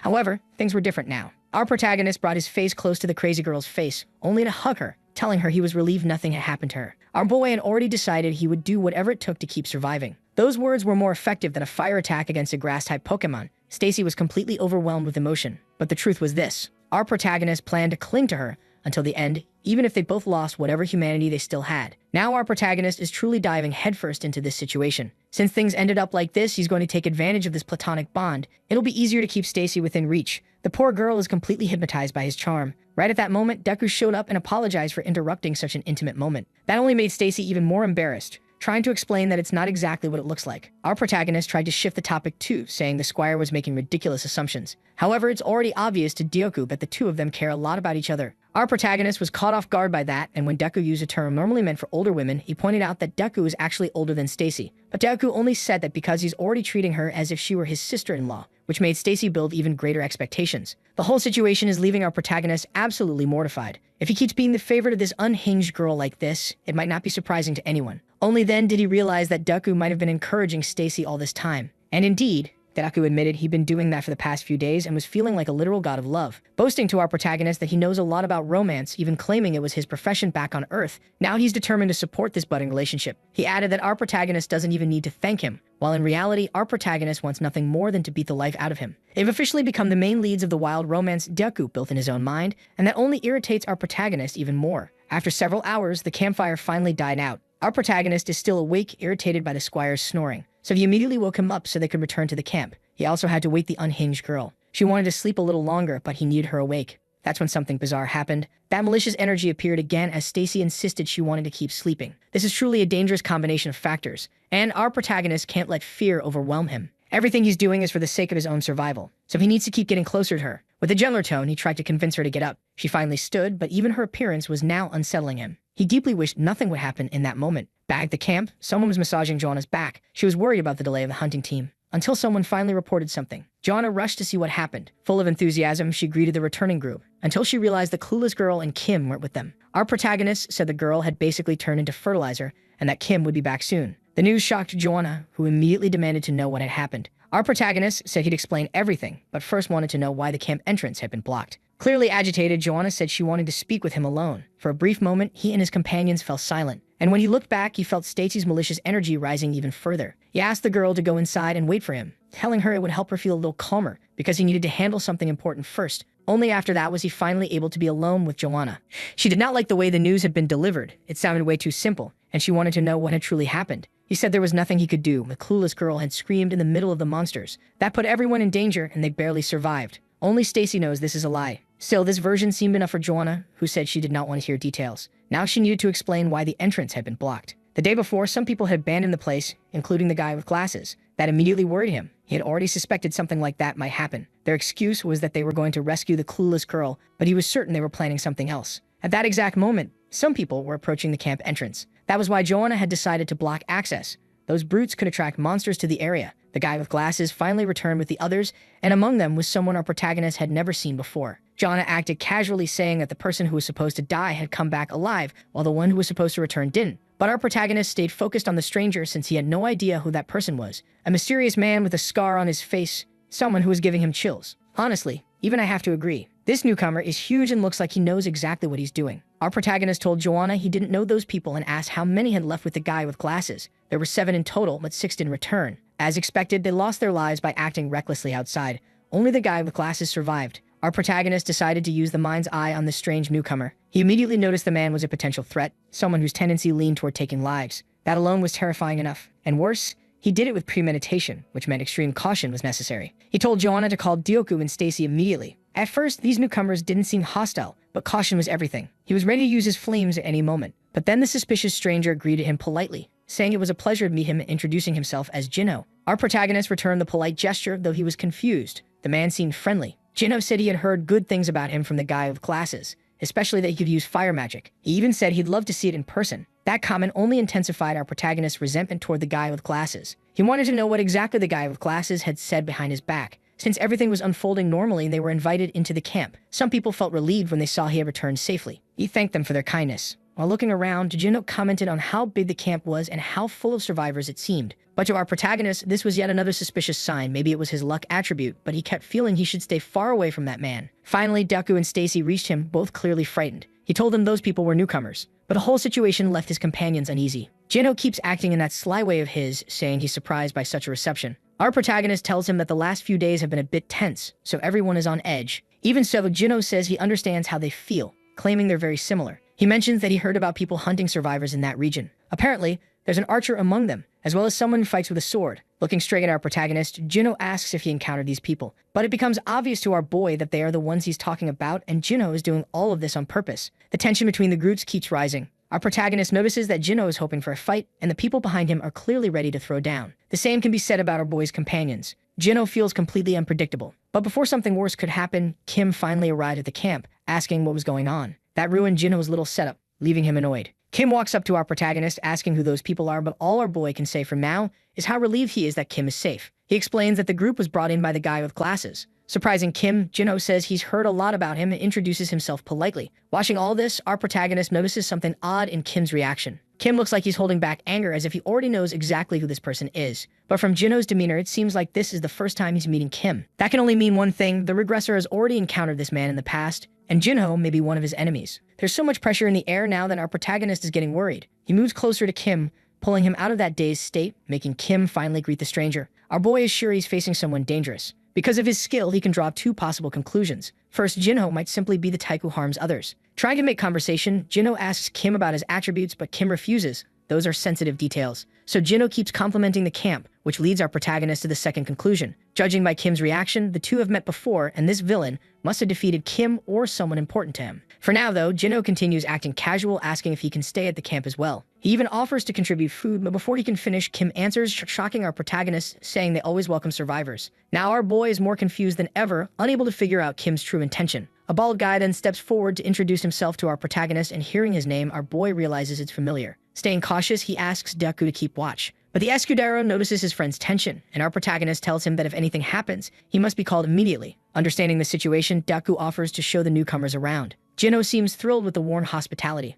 Watching Kim, our protagonist thinks he's trying to keep his enemies close. Even so, it's surprising. The moment Jinho saw Kim approach, he hesitated. Our protagonist is convinced this man is a complete degenerate, which ironically means the two of them might have more in common than expected, and it's perfect timing for someone like that to appear. He decided to take advantage of his unusually good luck and approach Kim because there were things he needed to ask. But he noticed right away that Kim was completely distracted. Once he finally had Kim's attention, he asked if he knew any of those people. Kim said he actually did know them. They had met very briefly, but it was possible they didn't remember him. Our protagonist figured everyone must have some complicated personal history, but Kim made it clear this wasn't that kind of situation. Even so, our protagonist promised to keep things confidential. That brought Kim a bit of relief. Lee added that it was pretty incredible Kim had returned alone and without a single injury. Kim just said he got lucky, then asked if any problems had occurred in Lee's team. At last, Lee explained what had happened, something that immediately made Stacy anxious. Looking toward Kim, he revealed that the clueless girl was no longer alive. That information truly shocked Kim. Trying to explain further, Lee said the girl had been hit by some kind of magic. The more they talked about it, the more nervous Stacy became. Kim grew thoughtful while Lee continued describing what happened after they got separated. Both girls had split off from them. He found the clueless girl, but parts of her body were gone. It might have been some kind of trap inside the dungeon, a suggestion that visibly unsettled Stacy. Kim, however, acknowledged that a trap wasn't far-fetched. For our protagonist, that explanation was extremely delicate. He was speaking to a regressor, someone who likely knew many of the dungeon's traps. Lee said he had wanted to recover the girl's body, but thought it was too dangerous, so he burned it to avoid attracting more monsters. The story seemed convincing enough. Kim was now more concerned about what the team had endured. Keeping the narrative as close as possible to the truth was the smartest approach for Lee since their circumstances had drastically changed. Even if Stacy was growing uneasy, a new suspect had conveniently appeared. Lee nearly wanted to thank Jinho for showing up at the perfect moment because shifting suspicion onto him would be far easier. Jinho was already questionable by nature. Eventually, everyone would judge him. It had been some time since Lee told Kim what happened to the clueless girl. Since then, he hadn't commented directly about Jinho, only mentioning that the newcomer seemed suspicious. Kim needed to reach his own conclusions. For now, Lee simply acted unaware of everything. As expected, Kim was watching him closely and observing the newcomers just as carefully. Now Lee stayed cautious, waiting for things to unfold naturally. Jinho clearly had lost Kim's favor already, which led to the next big issue: how to get rid of him. Sitting at the table, Lee mentioned that their previous return had yielded nothing. While talking with Kim, he suggested they should go back into the dungeon, but this time with the newcomers. The idea caught Kim off guard. Lee added that Stacy could already use magic, and with these new fighters, clearing the dungeon might be easier. He said it was time to make that decision. After all, the newcomers were stronger than most people in the camp, and forming a team with them would be ideal. And this time, they couldn't afford to lose anyone, not like what happened to the clueless girl. Surely Kim was forming his own suspicions regarding the entire situation. But this was also the perfect opportunity for Kim to pursue revenge, eliminating dangerous criminals without raising concerns. It was definitely a tempting idea. Lee waited patiently for Kim's reaction. Everything was arranged so that Kim would make the correct choice. As Lee opened his mouth to say something else, Kim finally spoke, saying the idea was excellent. That caught our protagonist by surprise. Kim wants to return to the dungeon with the others, but using 2 separate teams. Since he has never worked with a newcomer,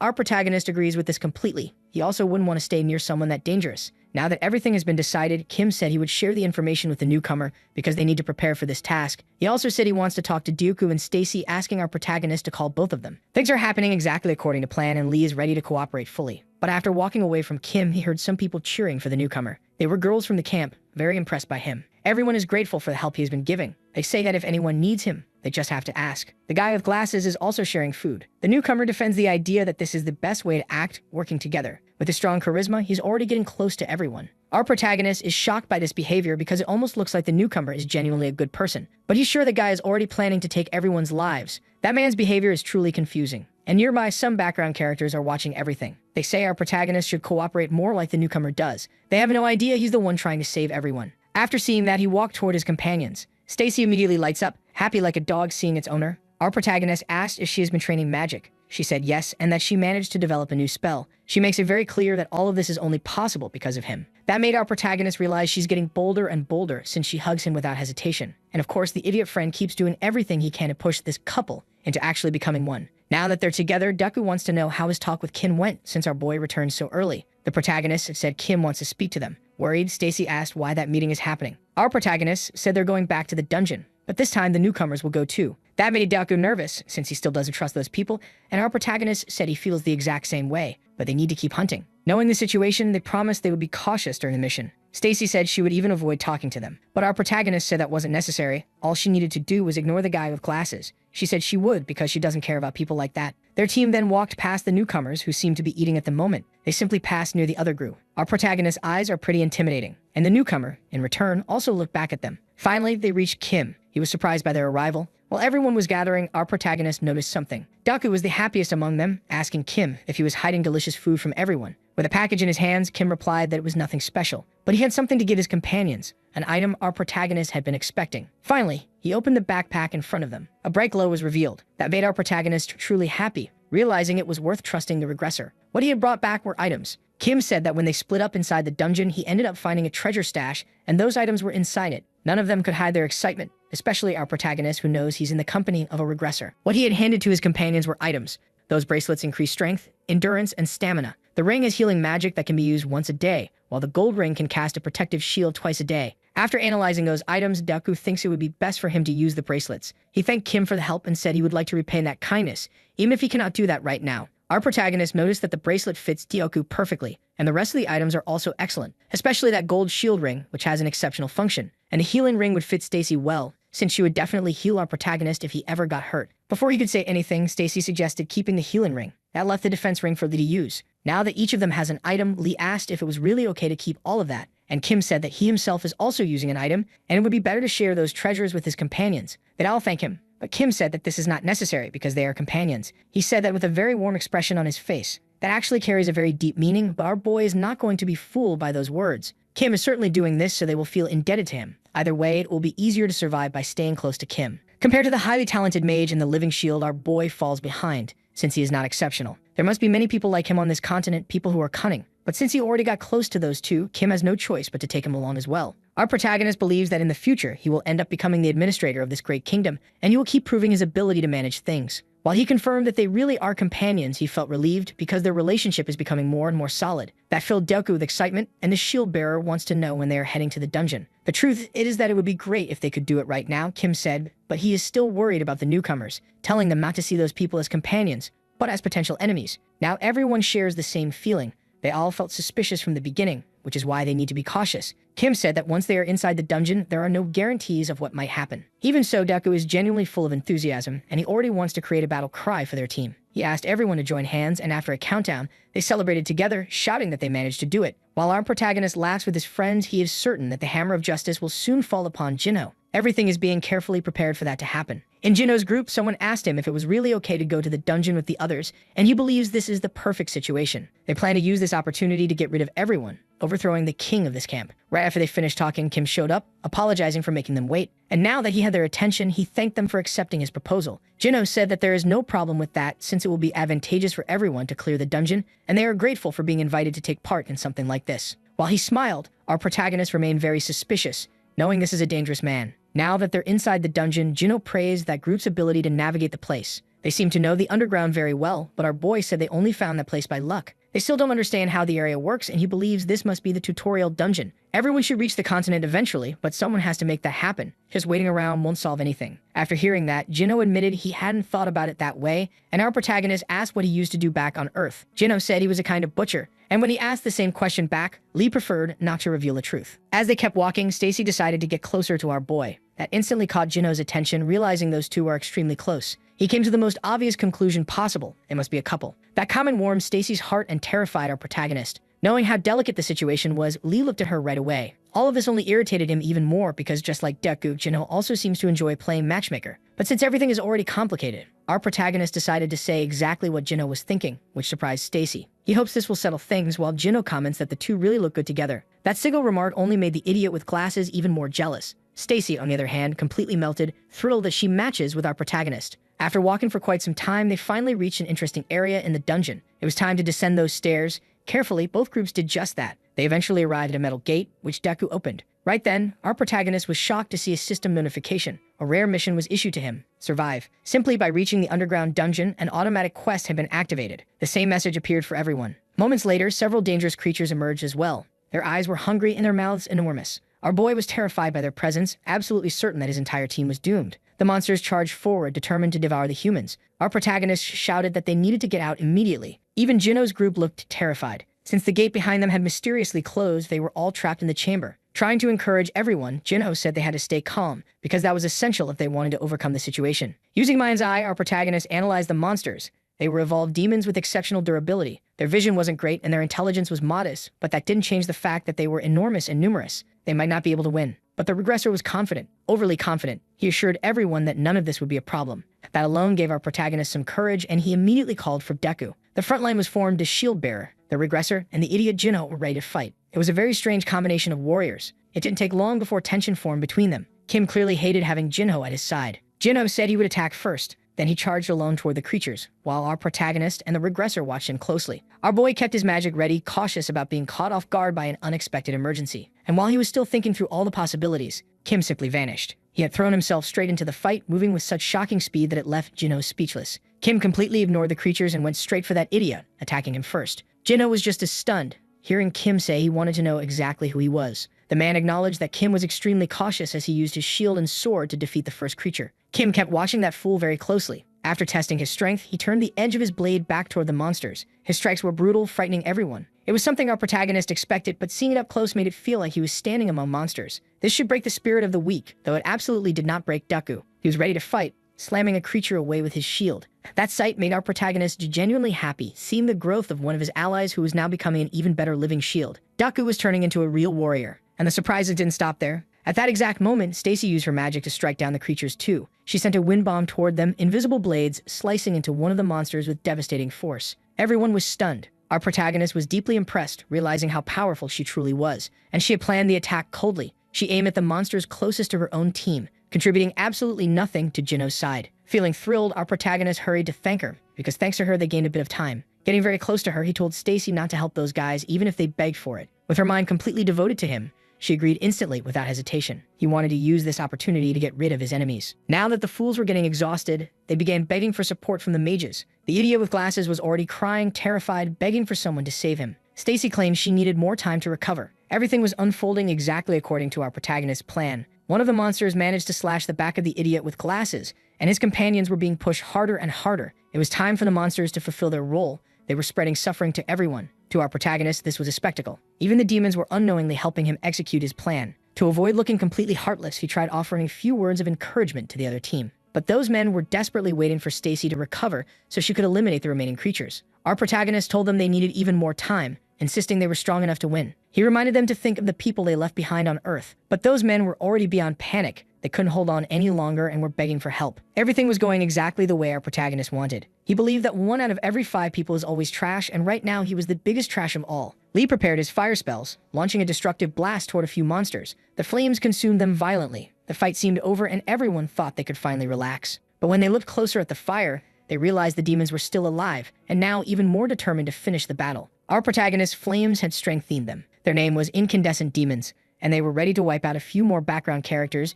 because justice always finds a way. The appearance of that creature is extremely frightening, but because of the flames, its stamina is dropping quickly. What our protagonist did is a risky gamble, more than enough to throw Jinho's team into chaos. They're terrified now, saying our protagonist made everything worse. With everyone complaining, Lee tries to apologize, and they start begging him to put out the fire. It's time for Jinho to reveal the hidden trump card he's been keeping to himself. He's actually a magic swordsman, though almost no one knows that except our protagonist. Even with danger closing in, Jinho stays calm, asking his men to do the same. He becomes furious when he realizes the guy with glasses was the first to run away. It seems this man will continue hiding who he truly is, almost as if he's choosing to pretend to be someone just a little more righteous, something that makes our protagonist even more suspicious. Then it happens. One of Jinho's comrades is captured, the lone bald man among them. The situation immediately becomes desperate because he's begging for help. With no other option, Jinho asks our protagonist and his girlfriend for assistance. Our protagonist says his magic still needs more time, right when Deku decides to intervene, insisting they have to save the man. But our protagonist says it's too dangerous. He tells the shield bearer not to act, claiming he'll use magic soon,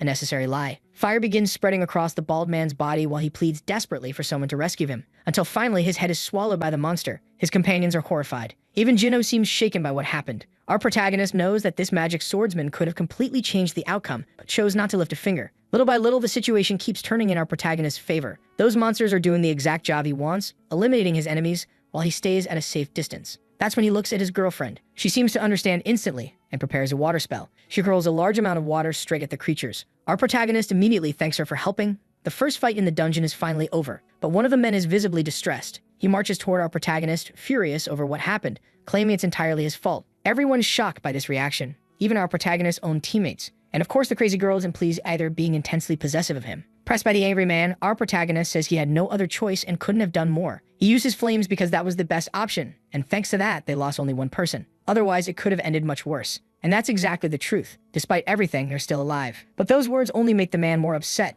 until he's suddenly cut off by someone's furious punch. Even more surprising for everyone, our protagonist is the one who gets hit, and according to him, that punch hurt a lot. Even so, he tries to calm the group down. Appearing vulnerable is, after all, part of his long-term strategy. This protagonist is practically the ambassador of the land of underdogs. The furious man still trembles with anger, but then Jinho steps in. He says he understands the grief his comrade is feeling, but arguments like this will only make things worse. Leaning closer to him, he whispers that they need to change their plans now that they've lost someone. They'll continue trying to clear the dungeon, but they have to stay cautious. He had calmed his colleague down, and then Jinho walked over to our protagonist to apologize. He said his friend no longer had any intentions, he had just lost his temper because of what happened. The extra still looked furious, accusing our protagonist of having done that on purpose to sabotage all of them. Fully slipping into the role, our boy apologized on his knees, saying he was ashamed of his own actions. That ended up being even more effective with his own companions, who did not expect behavior like that. Our boy said that if he were stronger, none of that would have happened. Good grief, bring this man an Oscar. He really is the king of pitiful characters. The guy is performing his own martyrdom, and it worked extremely well. Stacy instantly went into despair, while the other two were deeply moved. This whole scene made our protagonist extremely pleased, realizing he is important to all his allies. But the extra was still full of hatred, promising to himself that he would get rid of our boy. Jinho reminded him again that he must not do anything. The guy with glasses agreed because he knows our protagonist is cunning. Since he was able to steal his fiancée, the girl named Stacy, good grief, this glasses guy is completely insane. The man lives in the wonderful world of delusion. After that private dispute, our protagonist approached the extra and said that there were truly no words to express how he felt. But he apologized sincerely, surrounded by his allies who were ready to deliver plenty of violence if that apology wasn't accepted. The extra was now forced to make a decision. Everything happened so quickly that he ended up being treated like the wrongdoer in the situation. And he could already see the malicious expression of our protagonist, who seemed to be controlling everything. Without saying anything, the extra simply turned his back. Our boy pretended to be saddened, when in reality he was smiling inside. That was when he noticed Jinho watching him. Jinho had been planning to get rid of our protagonist, but after seeing him act with such cunning, he began considering the possibility of recruiting him, seeing in him a great talent for darkness. Someone else noticed that too, and Kim didn't like what had happened one bit. The guy with glasses went to our protagonist saying he should stay calm, because if anything dangerous happened, he was surrounded by meat shields. Our boy was offended by that comment, coming from someone so despicable. Completely terrified, the guy with glasses backed away, heading toward his new companions. Watching that, our protagonist felt annoyed. He finally spit out some blood, then it pooled in his mouth. That hit really hurt and cost him a backline player. Kim walked up to our protagonist to see if he was okay, and despite the pain in his mouth, Lee said he was fine. Without saying anything, Kim extended a hand to him, and for our protagonist, it was a relief to have such a generous companion. As soon as he stood up, someone picked up the tooth our protagonist had spit out. He felt an intense, sinister energy. He looked toward that malevolence, overtaken by fear. After picking up that tooth, Stacy was filled with dark emotions, and our protagonist realized things could become very concerning. He wanted to avoid problems at all costs, but after being punched, disastrous events might be waiting for them. His health condition left the crazy girl extremely worried. Seeing him spit blood like that devastated Stacy, all because of that idiot, and she promised she would take revenge for what happened because that sinner needed to be punished. Our boy said they shouldn't do anything, since he was the one responsible for the situation, but in truth, he was afraid of Stacy's expression. She loses control in that place, everything could fall apart, and they still need to be ready for a surprise attack that could happen at any moment.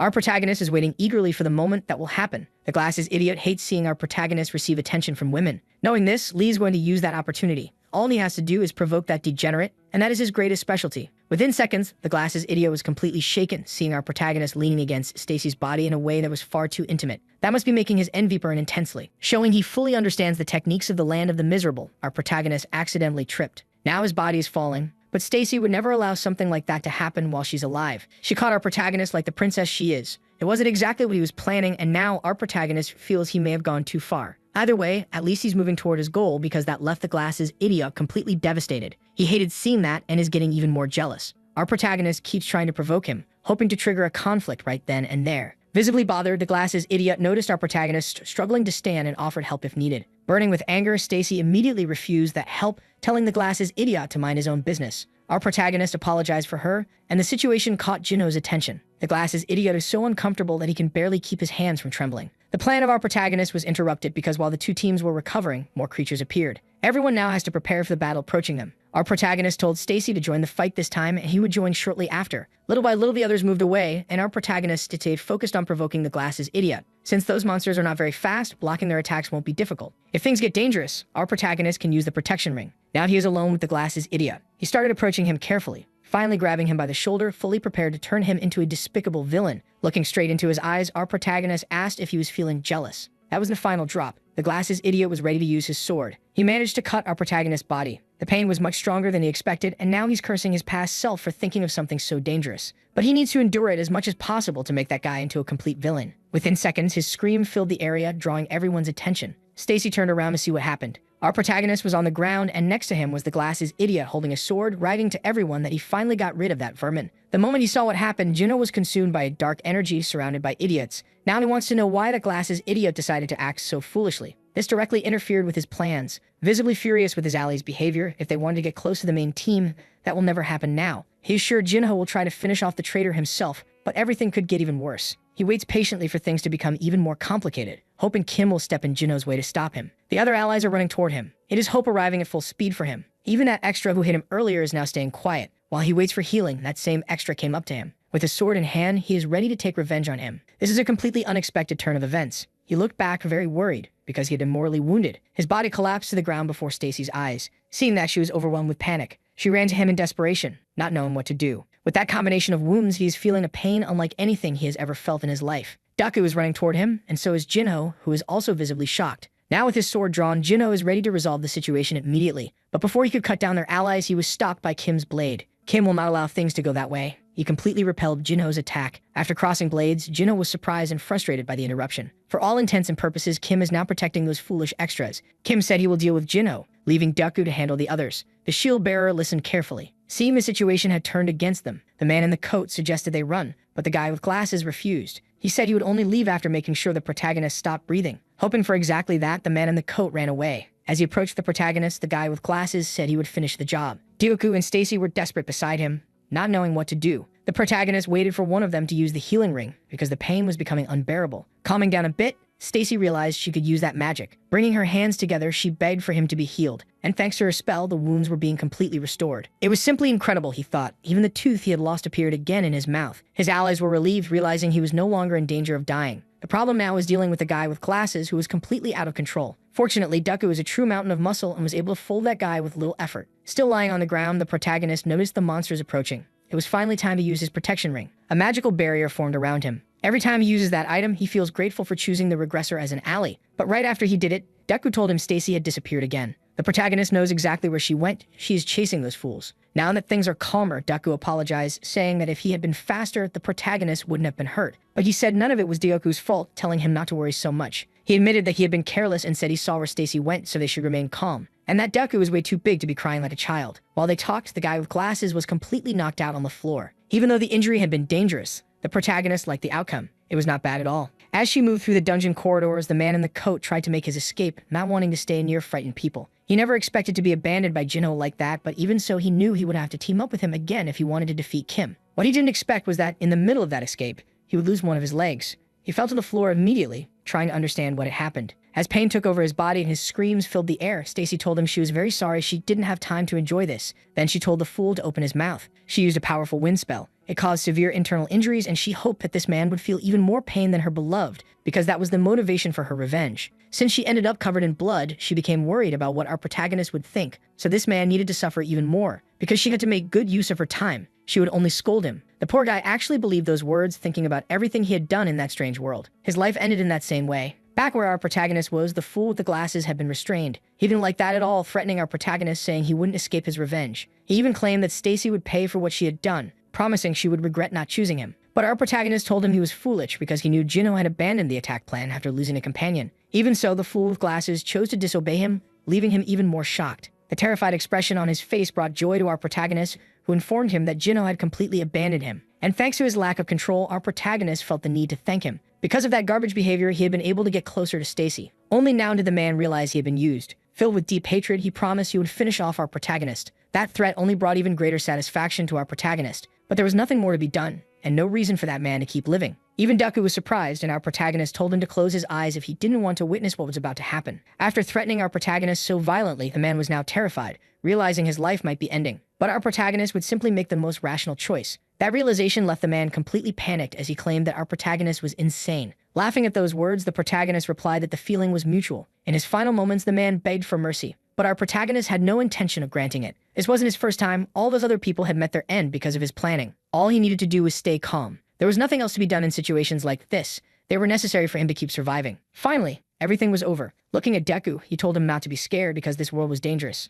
After that, the two remained silent for a while. Then Deku asked a personal question. He wanted to know if our protagonist had been Christian in his past life. Our protagonist said he didn't believe in God. Right after that, the system informed him of a new class he could select. By defeating people, he also received experience, a sign that this world was truly cruel. And our protagonist had one message to give Deku. He must not die, no matter what happens. After that sincere message, Lee walks through the dungeon corridors with Deku. The shield bearer wants to know which class our boy will choose, because those options seem very interesting. And indeed, our protagonist needs to think very carefully. If he wants people to see potential in him, it would be better to ask Kim's opinion. While he is still thinking about it, Stacy rushes toward them, visibly worried. The girl hugs our protagonist, emotional and relieved that he is okay. She wants to know if he is feeling any kind of pain and what they are going to do with that glasses-wearing extra, but she quickly learns from our protagonist that this man is no longer alive. That left Stacy deeply relieved. However, Deku is suspicious and wants to know where she was all this time. Our protagonist decided he would help her, believing she had tried to help Kim, but she misunderstood that and began to justify herself, saying she has no interest whatsoever in someone like Kim. She revealed she became very upset with the person who hurt our boy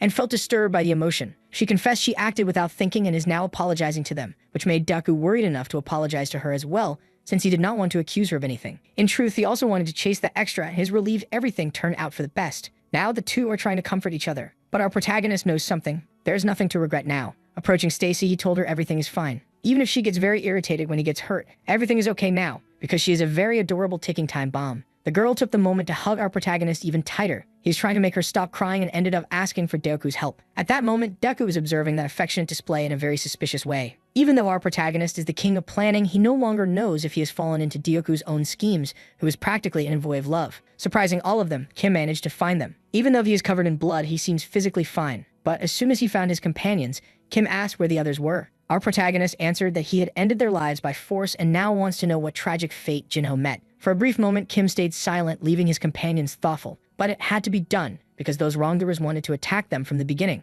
And our protagonist had been considering doing that from the start. Kim's words about what happened were that they did the right thing, and they will encounter more cruel people in the future. He does not know if his words brought comfort, but he hopes his companions can overcome this hardship. And indeed, at least our protagonist felt more relieved, even thanking Kim. Turning his attention to something equally important, Kim asked if our protagonist was okay. Our boy said he has no injuries at all. If it were not for the healing ring, he certainly would not be standing there. Saying he will never forget the regressor's help was once again extremely effective, leaving Kim charmed. Since everyone is tired, Kim suggested they rest a bit, and everyone agreed. Thanks to the challenges they have overcome together, this team is becoming more and more united. They will certainly have a good relationship when they leave that place, and our protagonist is feeling less tense with each step. He is carrying out his work perfectly, because he has gathered several treasures around him, and those treasures are these people. Now everyone is gathered around a campfire, and our protagonist is going to use this opportunity to talk with Kim. He said that he can finally choose a new class, news that surprised Stacy and Kim, since they did not know that yet. The regressor thought it was a bit too fast and asked which classes were available. Our boy said he was going to ask for Kim's opinion anyway, because many options had appeared. With that, our protagonist opened his status window. The possible options are Summoner, Magic Lancer, Dark Mage, Alchemist, and Flame Mage.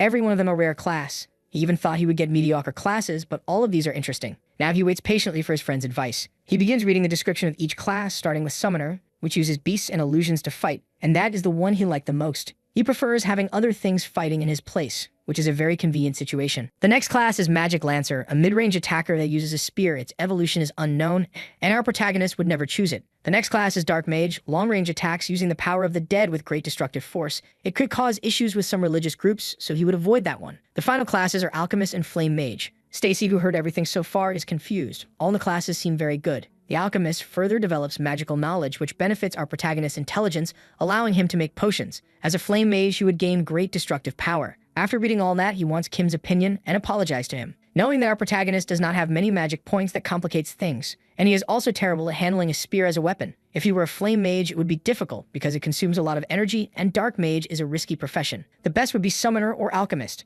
That brought relief to our protagonist, who was already leaning toward those two options. Since he does not understand this world well, being a Dark Mage really could cause problems, and our protagonist likes safety a lot. Taking the opportunity, Kim said that maintaining summons also consumes a lot of mana. Since our protagonist has high intelligence, becoming an alchemist could be an excellent decision. He can produce many potions and could also summon a homunculus during battle. Our protagonist is becoming more and more convinced of what he should do. That alchemist class is rare, does not appear often. Priests can heal, but that has a limit, and alchemists have a wider range of possibilities. Thinking also about the economic potential, Lee is leaning even further toward choosing alchemist. At that moment, Deku decided to interrupt the conversation, insisting that our protagonist should become a dark mage no matter what. His opinion left everyone silent. In response, Kim disagreed immediately. And once again, a big argument between them is about to happen, one that will decide our protagonist's future. Full of enthusiasm, Deku is thinking only about the possibilities, already imagining our protagonist as a frightening necromancer. The problem with that choice would be how the world would see him. Deku said he would personally deal with anyone who disrespected him. But what really excites Deku is imagining our protagonist wearing a black cloak of darkness. He would look extremely cool. Even though that really would be cool, Kim said that option should not even be considered. He stated that being an alchemist would be much better and much more productive. Once again, the two of them are completely absorbed in a pointless argument, and our protagonist decided he will no longer ask for their opinions. The argumentative battle is becoming fiercer and fiercer. As if pulled straight into the argument, Stacy decided to join the discussion. The guys wanted to know whose side she would take, but she said she couldn't choose either. As an alchemist, our protagonist would focus on intelligence, while as a dark mage, he would devote himself entirely to the power of darkness. The girl was quickly swallowed up by her own indecent thoughts, and now our boy is even more confused about the options. As a last attempt, Deku insisted that our protagonist should become a dark mage, and right at that moment, Kim decided to reveal an item to everyone. Saying it was just a coincidence, he explained he found a very valuable item, but it can only be used by an alchemist. If our protagonist chooses that class, Kim will give it to him as a gift. It's a well-known introductory manual, and the knowledge inside those pages is priceless. Playing his final card, Kim asked whether our protagonist would like to receive it. And the truth is, our boy is completely sold. He can't refuse an offer like that. But this immediately stirred Deku's fury. To him, this is basically bribery. Kim is cheating, and Deku demands to know where that item came from. Kim said it was inside the treasure chest he found earlier. He can't use it because he isn't an alchemist, but the book's category is heroic and must contain very interesting content. Our protagonist listened closely to these flimsy excuses. It's getting harder and harder for Kim to justify everything that happens. It's possible he has access to some kind of secret inventory, since he always seems to have rare items. More importantly, Kim is clearly invested in our protagonist becoming an alchemist. Meanwhile, Deku still wants him to become a dark mage. Stacy's opinion is simpler. He should choose whatever makes him happy. Finally, he reached a decision. Since he was offered such a valuable item, he chose the alchemist class. This left Kim overjoyed and Deku devastated. Now it's time for him to make the choice through the system. With it came the basic knowledge of alchemy, and our protagonist's attributes increased. The system said he is beginning to shape his own path. He's not such a useless piece of trash anymore. At last, Kim can pass on the valuable item. Eager for our protagonist to take possession of the book, Kim waits as if knowing it will also help his own future. The whole situation boosts our boy's ego. He feels increasingly useful to the group. Little by little, he's becoming an important asset, someone who can generate money with his knowledge. The book is finally in his hands, and Kim is full of expectations. Our protagonist said he sometimes feels bad for receiving so many gifts from Kim and hopes to meet those expectations, when in reality he's thrilled. Everything is going according to plan. He intends to increase his own value even more, hoping the regressor continues investing in him. He finally began reading the pages. While his team rests, he studies them carefully. Without proper equipment, he can't fully use the potential of his class. Alchemy requires a lot of materials. That's when he realized being an alchemist is expensive. While he studies, Kim wakes up as well. He moves closer to the fire and asks if our protagonist isn't going to rest. But the boy is too excited about the new knowledge he received, which is perfect because his patron has now witnessed the amount of effort he's willing to put in. Sitting beside him, Kim watches his determination closely. Our protagonist will certainly become a potion factory in the future. This prompted Kim to bring up another subject. Our protagonist pointed out they haven't completed the survival quest yet. Even so, there are very few monsters left in this place. They might already be in the final stage of this dungeon. If they advance a little further, they will certainly get closer to the exit. Watching how calm Kim is, he imagines they will not encounter anything concerning. It might really be that the exit is getting closer. Thinking about this, he went quiet, remembering the words he heard at the very beginning. A place only a minority of survivors will be able to reach. But a mysterious figure is observing everything carefully, saying they finally found what they wanted. The sword and shield that will be able to replace that person. Everything is nearing the final stage of that mysterious place. Heading deeper into the dungeon, the group is in high spirits, playing a guessing game with riddles. Kim and Deku seem to be very good at this improvised game. At that exact moment, Kim, at the height of his seriousness, gave an answer so funny it completely obliterated Deku, who couldn't resist it. A little further back, our protagonist and Stacy are discussing whether it was actually funny or so embarrassing that it became funny. This small group is becoming more relaxed and cohesive by the minute. At the beginning, there was a lot of concern about how they would escape that place, but things are moving toward a complete resolution. Stacy watches our protagonist lost in thought, and she loves what she sees. She's completely in love. What really makes him happy is being in the regressors group, someone who has plenty of privileged information. Along the way, they ended up stumbling upon something surprising. The supposed exit of that place is completely sealed. Our protagonist immediately noticed a subtle smile forming on Kim's face. But Kim looks back at his group with careful observation. For Deku, the solution is simple. Just open that door and discover the new world, and he uses all his strength to do that. Our protagonist watches very closely. To everyone's surprise, they seem to have gained access to another room, a completely strange place. He starts feeling confused. They still have not found the outside. And in the middle of that hall, there is something strange, almost like a magic circle. The system gave all of them a rare mission to conquer. They are all extremely surprised by this. Deku said there is another door on the other side of the hall. He immediately tried to open it with his strength, but discovered it would be harder than he imagined. Our protagonist said they need to satisfy the conditions to open the door. Now they must figure out how to clear this new mission. The answer might be in that magic circle. While he is thinking about it, Kim begins walking toward the center of the room, specifically into the magic circle. Raising his hand, he starts channeling a bit of magic, causing the entire circle to react. All they needed was to release a bit of mana. Kim said he was only making an attempt, and it ended up working, but to our protagonist, that is far too obvious. Of course, he didn't do it at random. Finally, both system missions were completed. This led the team to success, prompting a celebration. Even so, Lee continues to observe the regressor closely. Kim's expression changed, a sign they might really have achieved something. But he quickly went serious again. Perhaps the dangerous part is only beginning now. Observing the magical formation, Stacy said it was very beautiful, and he had to agree with her. Considering they appeared in such a dangerous place, that conclusion is far more beautiful than expected. The great door on the other side of the room finally began to open. A strong light was shining from outside, blinding everyone's eyes.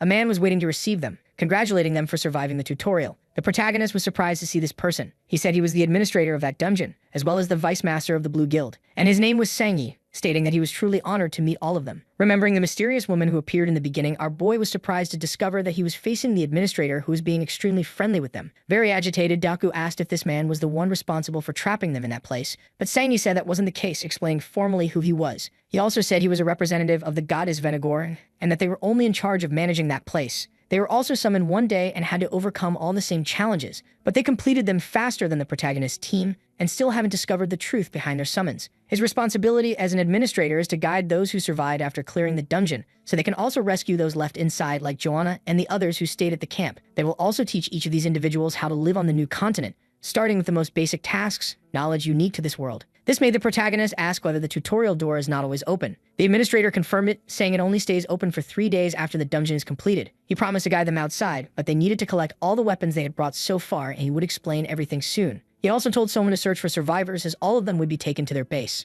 The protagonist immediately used the Eye of the Mind, realizing he was facing a truly powerful person. Even the system said this woman was exceptional and still had the potential to grow stronger. In fact, the protagonist understood he couldn't ignore her. If she wanted, she could have wiped them all out instantly. The question was why she was being so humble. Since Kim's reaction was calm, our boy decided to remain calm too. Maybe they were being treated well because they were the team that cleared the dungeon. This woman seemed like the type who performed her duties extremely well, and surely the ones left behind would be rescued soon. The protagonist would have liked to say his goodbyes to some people more properly, but now he would only look forward. After stepping through that door, he was surprised by what he saw. The outside world was truly beautiful. They were all filled with emotion, knowing they had survived that place. The full reality of it only hit when they saw that new world with their own eyes. Saying he said they were very lucky. There was a griffin flying above, and such creatures were rarely seen. Then she noticed that they must all be starving. Seeing Deku's excitement, she said she would buy whatever he wanted at the market. Overjoyed, Deku called his friends to eat grilled squid with him. At least the protagonist could finally relax a little. But he noticed that Kim was still very focused. This made him wonder what could be going through his mind since he remained so serious. Curious, he decided to ask him directly. Kim realized he was being called, but he was distracted. The protagonist said he hoped they could continue working together in the future. Filled with insecurity, he feared he might be discarded now that everything was over. But the regressor began to smile as if genuinely pleased, saying he also hoped to continue working with the protagonist. Inside that city, carriages move along the streets. In one of them is our protagonist group, calmly enjoying the grilled squid they bought at the market. It's the first time in a long while that he's felt any comfort. Being treated well is also very important, and everything feels wonderful now. Saying he said they managed to clear the dungeon very quickly. On average, people take up to 6 months to do something like that, and they did it in half the time. It might be the fastest in the entire world, and that caught Deku's curiosity. He asked if there are other dungeons, and Sang said yes, in the Republic and in the Kingdom Alliance. Right now, they're in the Sacred Empire, where there are 3 tutorial dungeons. She promised she would explain more about this place soon. Looking out the carriage window, the clothing style of the people caught our protagonist's attention, making him feel like he's truly in a medieval world. As they talked, Sandy said it's usually forbidden to ask what happened inside, but she wanted to know how they cleared everything so quickly, especially with a group of only 4. In response, Kim said it was a combination of factors, but what truly mattered was how each of them executed their role perfectly. He also mentioned that there was a camp inside the dungeon and asked that everyone there be rescued. Deku made it very clear that Kim was the one responsible for setting up that camp to protect those who couldn't fight. Hearing this, Sandy said she was impressed with these newcomers, all while our protagonist kept observing quietly. It seems he finally figured out why they were being received so warmly. He also noticed how astute Kim really is. Things are simple. Inside the dungeon, a lot of people are being rescued, but they're still confused. It's natural for them to react that way. And that didn't happen with our protagonist team, who are already exceptional newcomers. Their value is rising rapidly. Large organizations will want to recruit them, and everything is moving in their favor. That's why Kim mentioned the camp. They're being treated well because they truly are elite. Once again, our protagonist realized that being on Kim's side is the best thing that ever happened to him. The carriage finally reached its destination, and our boy was amazed by the guild's base. It's a monumental building, and they're being invited inside. This makes our protagonist shift his focus. He needs to figure out the regressor's true intentions here. As the doors opened, everyone was welcomed as if they were heroes.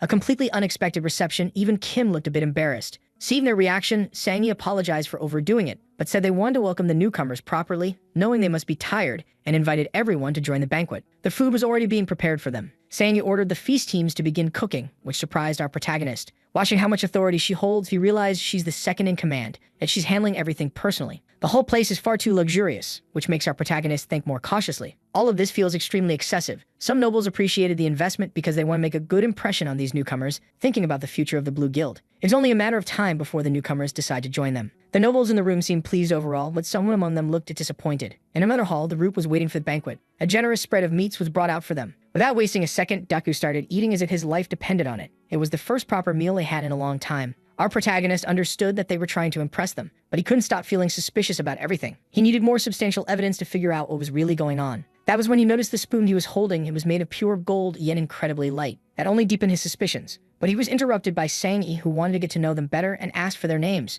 After hearing the question, Kim said his name and his class, and Stacy did the same. Believing it wouldn't cause problems, our protagonist followed his companion's example, despite the fact that he had already changed classes twice, unlike the others. He assumed this would be an advantage, but Sangi's expression became visibly disappointed. She immediately realized he had gone through a second class change, and he wasn't expecting that reaction at all. Now he looked at Kim with genuine concern, because he had made that decision based on Kim's advice. He wanted to believe Kim hadn't sabotaged him, but it was getting harder to think otherwise. Even so, he decided to trust his ally, convinced he would become a great alchemist, thanks to the item he had received. At least one person was enjoying everything without a care. Deku wouldn't stop devouring the food. He was so hungry he couldn't slow down, and his enthusiasm pulled the protagonist out of his intrusive thoughts. Kim also thanked them for the meal, but he had something to say. He wanted to know why they were being treated so well, as if the guild desperately needed them and was trying to recruit them. That put Sandy in a difficult position, and she admitted that yes, she wanted to recruit them. She explained that they might not reach an agreement right away, but promised that the negotiation would be favorable to them. That caught the protagonist's interest because she seemed confident that the deal would benefit them. But the regressor wanted to discuss the details immediately.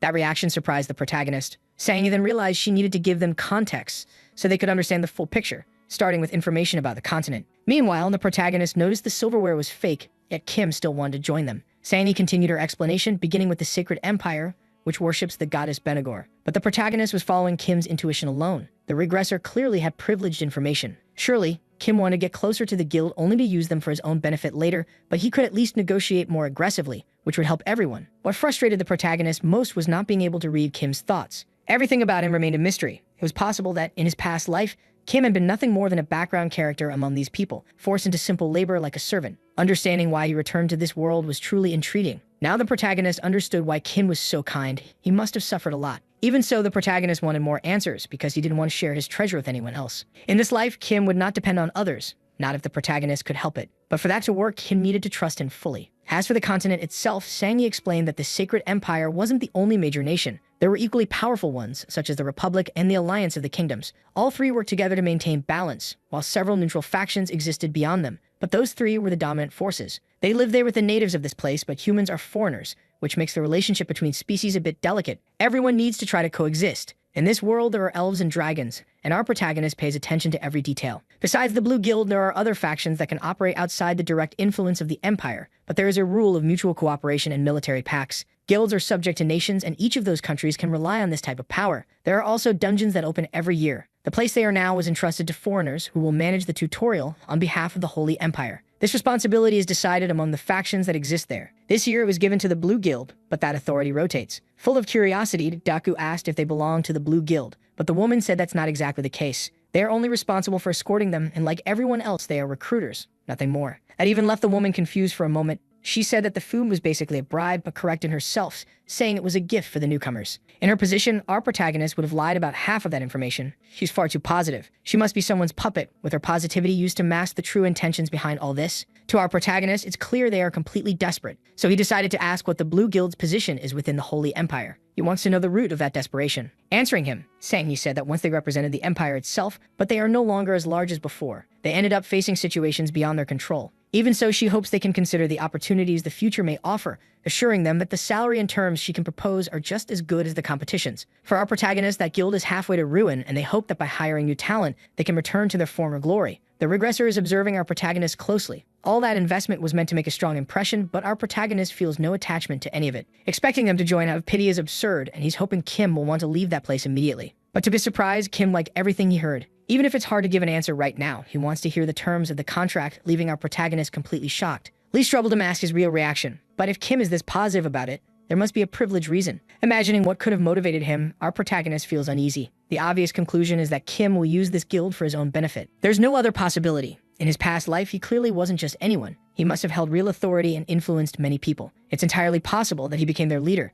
It would make sense for him to become someone important again in the future, and a guild on the brink of collapse is the perfect place for him to gain influence. It's only a hypothesis, but it's hard to imagine something more plausible, especially considering Kim's friendly attitude during that meeting. After saying everything she needed to, Sang-Yi wished the newcomers a good rest, suggesting they visit the Human Resources Department the next morning. Now she will take them to their rooms. Full of excitement, Stacy wants to know what our protagonist thought of the food, since she thought everything was fabulous. As the girl clings to the protagonist, Lee is thinking that all of them will have good positions in that place in the future. But that only makes Kim even more mysterious and more admirable as well, because everyone's future is being built on solid ground. Everything is part of Kim's planning, and to them, the Blue Guild is just a delicious prey that appeared along the way. With keys in her hand, Sang-Yi said they are for the guests to use, and if they need help, they only have to contact her. The protagonist decided to say goodbye to her politely, thinking it's very important to leave a good impression on that woman. Looking at the numbers on the keys, he realized he was standing before his room door and now wants to know what they will do next, since they could all rest immediately, but they all seem very confused. And he wants to know what Kim really thinks of that place. He wishes his companions would talk more and that on his next class change he could get something related to the eye of the mind. So he invited everyone into his room so they could talk more. The interior of that place is simply fabulous.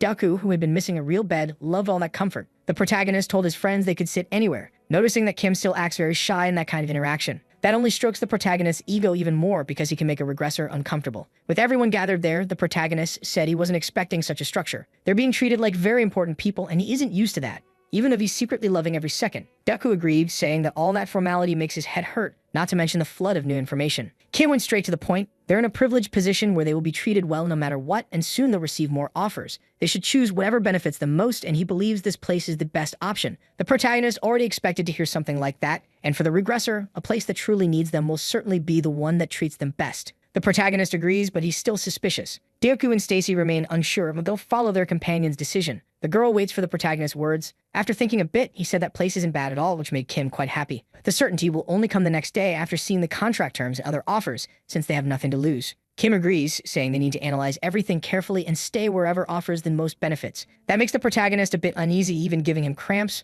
but he'll follow the regressor no matter what. Now that they've finished talking, they're getting ready to go to their rooms. Kim stood up, saying he would return to his own. He seemed hesitant, thinking his companions may disagree with him. But what the protagonist wants is to extract the maximum value from the negotiations. Seeing Kim's discouragement starts worrying him. The regressor finally opened the door of the room assigned to him. Observing the beautiful lighting inside, he ran his hand along the wall as he walked calmly toward the nearest window. That triggered memories of the past when his subordinate told him the leader had to flee because enemies were coming. But he wanted to fight no matter what. That only made his subordinate beg forgiveness because she was going to sacrifice herself. The scene caused a great uproar among the people. A woman who resembles Sangi is crying heavily, saying that the Empire hunts its own citizens. Soon humans will be annihilated, and everyone in that guild is holding daggers. Right in front of the regressor, they ended their own lives, leaving only bodies behind. Unfortunately, that man carries extremely dark memories, and this time he wants to change everything. He promises that things will happen differently. Lost in his own thoughts, he's suddenly hit by a specific memory, a white mask. It felt very real, but Kim is still standing by the window. Deeply sorrowful, he begins to cry because of everything he remembered. And with his allies by his side now, he hopes things can turn out differently this time. Saving the lives of everyone important to him is the only goal Kim carries in this life. The next morning, birds are singing cheerfully. Our protagonist gets out of bed after a peaceful night's sleep. He immediately heads to the door of his room,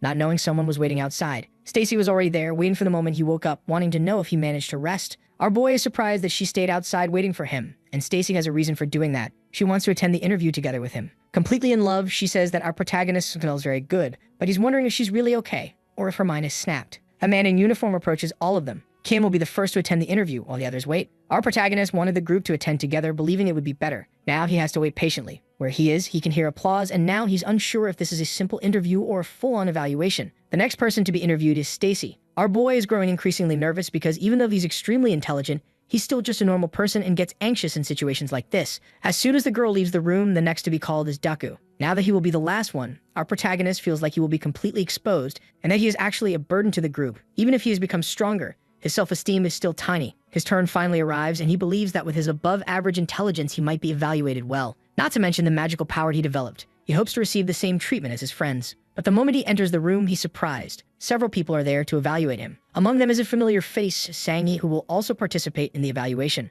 Many unfamiliar faces are there too, not all of them friendly. They already know the boy belongs to the alchemist class, and our protagonist explains he started his career as a mage but chose the alchemist class during the second selection. He seems confident, and now it's time to answer other questions. Our boy notices some people smiling in that room, and it begins to annoy him. An old man tells him that alchemy isn't a very good choice. It would be different if he had a lot of magical power. So he wants to know the boy's attributes. Our protagonist says he has 8 points in magic. To the old man, that seems pathetic, considering the boy has gone through 2 class changes. He expected a much higher value. Our protagonist admits that the attribute that grows the most for him is intelligence, especially compared to his companions. Now he's definitely upset because he hasn't even been tested yet, and Sangi says she will present the contract terms to him. He will receive 1,500 gold coins at the start, binding himself to that faction for the next 7 years, receiving 700 gold coins annually, with the possibility of renegotiating those terms later, and he would be treated similarly to the others to some extent. Right after that, an argument broke out among the negotiators, but not everyone agreed with Sangi. They think 1,000 gold coins for the alchemist is already absurd, that he might become a burden,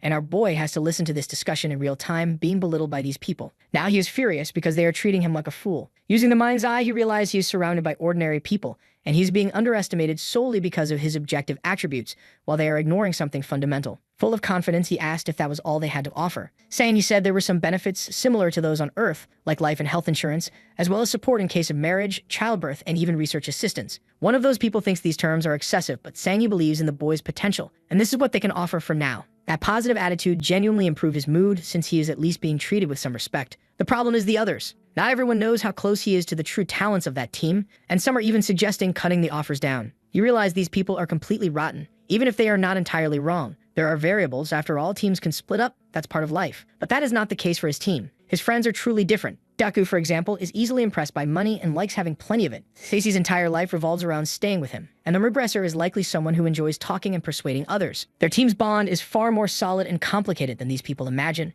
and it would never be simple to get rid of him. He hopes to be underestimated even more, since that will put him in a position of great advantage. He thanked them for the proposal, knowing they put effort into preparing it. One of the old men believes he will not find a better offer, and even after being rude throughout the entire interview, he asked the boy to try convincing the others to join the faction, hoping that maybe they would improve his own proposal. But being direct, he said he would not do that. Those words startled the old man. He said he needs more time to consider the offer, but the old men want a quick answer since they are in a hurry. The situation has shifted, and don't believe these newcomers will actually reject such good offers. Before he left the room, Sangi asked him to wait a minute. She would show him the faction's manuscripts containing all the contracts, believing it might help his reflection. But one of the old men became furious at the boy's audacity. After receiving that envelope, he concluded it isn't worth reading. Those terms will change within the next few days anyway. The proposal given to him was good, but they made the mistake of mistreating him during the interview. When he rejoined his companions, he made Kim believe he had been treated well, since all of them had been treated well. Kim recognizes that this faction is taking a gamble on them. Recruiting them could be positive for everyone's future, but our protagonist knows that this optimism only applies to the others. Even though it is still early, Kim wants to know what his friends thought of the interview, believing they can benefit from that place, and all of them are happy. However, Deku and Stacy want to know what our protagonist thought about it, since they will follow him in his decision, and our protagonist fell into a deep silence. Kin was the one who became impatient with this, waiting anxiously for our protagonist's words. Belonging to that faction really could be very good, since he would be surrounded by talented people. But our protagonist would rather begin life as the head of a snake and the tail of a dragon. And he told the regressor that he needs to think a bit more about that offer. Worried, Kim asked if something happened that left him uncomfortable. Our protagonist believes he can increase his own value and he knows exactly how to do it. Those words caught his companions by surprise. However, Kim seems to know exactly what our protagonist is talking about. They have decided to make a small demonstration. Kim acknowledged that he was being too impulsive, and after talking with our protagonist, realized he does not need to rush that contract. They cleared the dungeon in record time, and there must be many people interested in the potential they possess. It is time to shock all of them, because this team is a winning lottery ticket, and our protagonist wants to prove the value they have, leaving no room for doubt. A little frightened, Stacy and Deku want to know what the other two are thinking and whether they intend to abandon them. Our protagonist confirmed he will stay with everyone, separating is not an option. Kim even made it clear that he wishes to remain with those people forever. To our protagonist, Kim should be grateful because with his contribution, Kim will become absurdly rich. Filled with enthusiasm, Deku wants to celebrate, raising a toast to that optimism with a beer, and our protagonist said that everyone should prepare for the demonstration. Even Stacy cannot neglect that. She took the opportunity to invite him out, and our protagonist said they need to study for the demonstration, and they could go out afterward. But the girl was immovable. Either they go out now, or she will not study. For someone who is always obedient, our protagonist realized Stacy is becoming a bit stubborn. But he ended up agreeing with her request, making one thing very clear. They must all go out together. Deeply worried about our protagonist, Deku asked if he was sure about that, and Kim said there is time to do something like that. But Deku asked his friend to have a bit of sense and refused the request. Even Stacy became upset at that condition. With their companions refusing, our protagonist used that as an example, saying that everyone needs to prepare, and it should be no different for them. Finally, the girl was convinced to postpone the outing, but she said that being by our protagonist's side is more important than anything. Our protagonist agrees, thinking to himself that this is the spirit. He needs to continue being her priority, but they still must prepare. Because of that, he witnessed Stacy once again becoming unbalanced,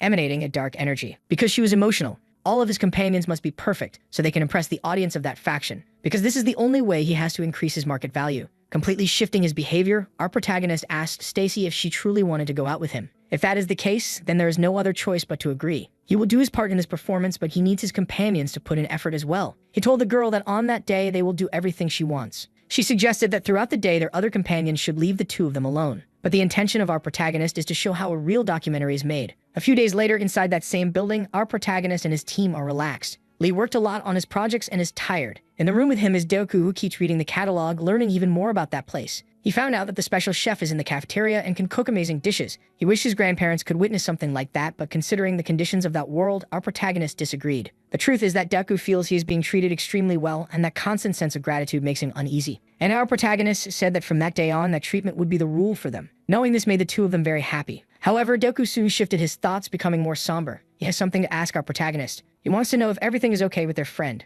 Our protagonist hasn't been able to talk to the girl in the last few days, and because of that, she has remained locked in her room, which is becoming concerning. It's as if she is suffering withdrawal from our protagonist, anxious because she can't speak to him. But for our protagonist's plan, this is necessary. He has no other option. Distracting Deku with food, our protagonist said everything is fine and asked his friend to go exercise a bit to increase his endurance. Now our protagonist can return to his studies. For all practical purposes, he is the one who knows Stacy best, knowing she is essential to this team. That's why they are practically a winning lottery ticket. That girl has no limit to her magical growth. Players with potential like hers grow incredibly fast. And the only notable things our protagonist has are his luck and his intelligence. While Stacy's mana is increasing at an alarming speed, after the second-class selection, she became an elemental mage following the recommendation of her companions. And our protagonist is certain of something. She will become even stronger very quickly. That is what her potential dictates. Because of this, our protagonist has been using a little trick since the tutorial, the Push and Pull Stacy project. Every time she accomplishes something, he genuinely encourages her. But when she fails to do so, our protagonist acts coldly. What a jerk. As a result, something became very clear the last time they were together. Our protagonist said he had something to tell her. He said they could not meet until the day of the demonstration. They would only see each other again when she achieved a perfect score. Obviously, the girl did not like that, and our protagonist said it would be only for a short time, promising to reward her if she did well. Now that she is completely furious and missing our protagonist, Stacy is working extremely hard on her studies. For our protagonist, this is the most efficient way to accelerate her growth, as she's becoming stronger at an incredible pace. If she stays in his company, he may slow down that development. Daku said that this makes sense, however. Their friend is alone and crying every day, but Lee reminded him that this has only been happening for 3 days. Soon, representatives from all guilds will gather. It is essential that Stacy performs extremely well, and they will all be together again shortly. She also needs to learn how to stay away from the protagonist because he will not be able to be by her side at all times. Even after hearing this, Daku said that just looking at the girl makes it clear she likes the protagonist a lot. It is undeniable that the two make an adorable couple, but our protagonist is worried because only he knows the confused feelings she carries. Sometimes he thinks about what might happen and the punishments she might inflict, and that terrifies him. As long as Kim and Stacy show their abilities properly, the success of this plan will be guaranteed. The greater goal of all this is that they may all have extremely comfortable lives. As the days of preparation came to an end, the moment for the demonstration finally arrived. Many people were there solely to witness it, and an announcer was telling everyone that the team who cleared the tutorial would appear soon. Only 15 minutes remained. One of the event staff told the team to get ready and asked them to follow him. For the protagonist, everything felt interesting because this was so different from the dungeon they had faced. This place was far safer, and the infrastructure was perfect. While walking, the protagonist noticed something important. The people from the camp were there. Among them, he couldn't find Joanna, and he missed her, especially her stubbornness. If she were present, convincing this faction would be much easier. When he entered the arena, his eyes widened in shock. The place was completely packed, filled with people who came just to see them, and all that grandeur deeply satisfied his ego. Sangi was responsible for announcing the event to everyone. It had been a long time since the last group of foreigners arrived in this continent, and they were now in charge of welcoming them, having once stood on the other side of the dungeon. The doors of that place opened again this year, bringing new heroes, and suddenly a red-haired woman with a chiseled abdomen appeared, making the protagonist think she might be the love of his life. Continuing her speech, Sangi welcomed everyone and fulfilled the proper formalities, hoping the goddess's blessing would be with all of them. The announcer returned to speak, saying these newcomers had attracted great attention for clearing the dungeon so quickly. He then asked the crowd to welcome them with applause. For now, part of the team was seated in the stands, while Stacy stood in the center of the arena. The protagonist thought about her warmly, imagining she was searching for him among the crowd, unaware that she was radiating dark energy. He hoped she had trained well. When she finally spotted him, she calmed down again. In that moment, he noticed a small nosebleed on her, which likely meant she had pushed herself too hard. Daku was excited for what was about to happen, but wondered why she looked so thin. She must have trained intensely, and now the protagonist was worried. She didn't look physically well. The announcer told everyone that Stacy would be the first to demonstrate her abilities. She was deeply anxious about her performance. She didn't want to disappoint the protagonist. Afraid of being labeled useless if she wasn't perfect, terrified of being cast aside, she wanted to avoid that fate at all costs. Her only motivation was not to let him down. She couldn't bear another experience of abandonment. The announcer waited for her signal to begin, but even without her saying anything, he started feeling uneasy. The arena was gripped by the same sensation. A tremor shook the ground. The protagonist knew something like that could interrupt the demonstration, but all he could think about was Stacy, hoping everyone would perform well. In the middle of the arena, she began using her power in a majestic way. With just a few words, she spoke an incantation, explosion. She launched a beam of energy toward the sky. Far enough from the innocent spectators, the energy spread as if it were a true explosion. Now the protagonist was terrified by everything he was seeing. Stacy's destructive power is simply absurd. The shockwave is putting everyone at risk, especially their ears. If Stacy doesn't hold back her potential in this demonstration, people are going to get hurt. Several important figures are witnessing the destruction in the middle of the arena, and they're impressed by it. The same can be said for Sangi and that old man who belittled our boy. After that display, Stacy had to catch her breath, but she's hoping our protagonist appreciated it. And our poor boy is still deeply shaken. He has to take a deep breath to get back to normal. Now he's celebrating like someone completely smitten, saying his beloved Stacy is truly incredible. His friends are astonished he can act like a man in love, and that's genuinely fascinating. Full of enthusiasm, Lee is telling the people in the crowd that that woman is a mage full of talent. Now the excitement is spreading everywhere, with cheers growing louder, which greatly pleases our protagonist. As she leaves the arena, part of the crowd rushes toward her to cheer her on. All little Stacy wants now is to get close to our protagonist. As she approaches, Lee's already thinking about what kind of reward he'll have to give her this time because she really was sensational. Everyone believes a genius has finally appeared, someone incredible who could change the future of the Blue Guild on her own. An important man there, the guild's strategist, wants Stacy's file immediately, having witnessed something truly remarkable. Stacy runs toward our protagonist full of hope. As he moves toward her too, he has no idea how to repay her. Getting close, he uses the mind's eye and sees that her magic power is already at 41 points. It increased by 10 units in the past week. The system says our boy is a lucky parasite who can live peacefully just by staying close to this woman. The strong people in that place have at most 80 points of magic power, meaning Stacy really is an absurd genius. Because of the chaos caused by the crowd, the announcer asks everyone to return to their seats. The situation is getting out of control. Hugging Stacy, our protagonist praises her performance and apologizes for being so harsh, but she says it was nothing. Even so, she did that for an entire week and is now waiting for her reward. Our protagonist knew something like this would happen. Without hesitation, Stacy is already preparing to receive what she wants, about to kiss our protagonist. The onlookers watch closely. They had no idea the two were a couple. Our protagonist knows Stacy is doing this on purpose in front of everyone to signal that he belongs to her. Some important people are seeing it too. For him, something like this isn't bad. Actually, it's excellent. Holding Stacy's cheeks, he tells her she did very well, kisses her forehead, and says he loves her. Now the impression is that they're an extremely loving couple who absolutely cannot be separated. This leaves the important figures of the Blue Guild deeply concerned. For our protagonist, showing how close he is to the girl was a complete success. Unexpectedly, Stacy then hugs him tightly, tight enough to hurt his ribs.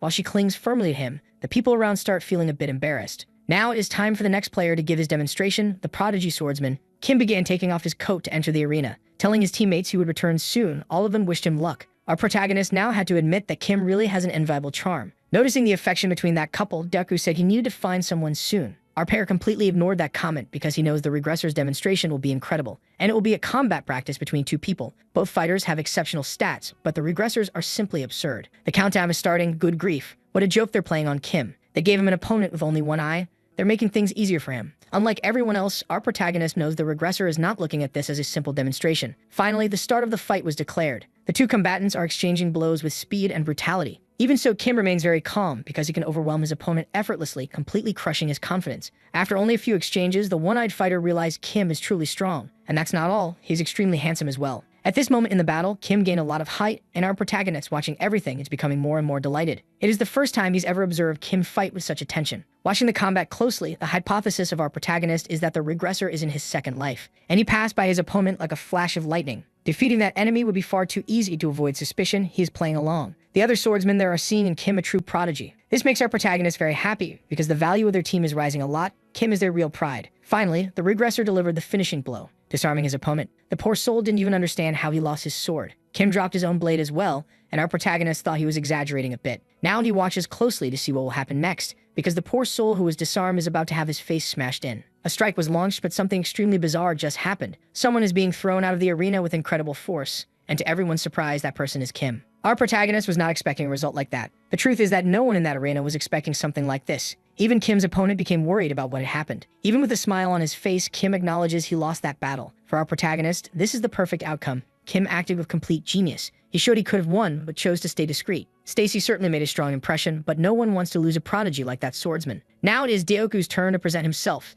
Since he is the team's tank, a fundamental role. Before entering the arena, he heard from our protagonist that he should remain calm and not feel pressured. Supported by everyone, he is quite determined now, and within seconds, he began being struck by a creature. This test is one of endurance. The announcer said Deoku only needs to withstand 3 minutes. As a safety measure, the monster there has been chained so it doesn't lose control. To our protagonist, this test feels a bit barbaric. After a harsh session of beatings, Deku began to get exhausted. But he is not the only one. The monster is also very tired of continuing to hit him. As both of them moved in for combat again, they eventually collapsed to the ground, completely exhausted. After achieving that result, Deku was smiling now, telling the creature that they had a great fight. And unbelievably, even without understanding human language, the creature agreed with him. Our boy has no idea what made Deku do that. They somehow decided to befriend a monster. Then it was finally our protagonist's turn. Stacy was excited, and as Deku returned to the group, he was also very positive about what was coming. Our boy noticed that he was surrounded by sincere people, and their support meant everything. It was time for the alchemist to surprise everyone, even though expectations for him were low. After being looked down on by those old evaluators, he was still upset. Standing in the middle of the arena, he began performing a large enchantment. But while doing that, he noticed it wasn't as effective as he hoped. In alchemy, he has to exchange certain things, and in this case, he was consuming stamina instead of magical power. His goal was to summon a pillar of fire, and he made the flames blue just to leave a good impression on the audience.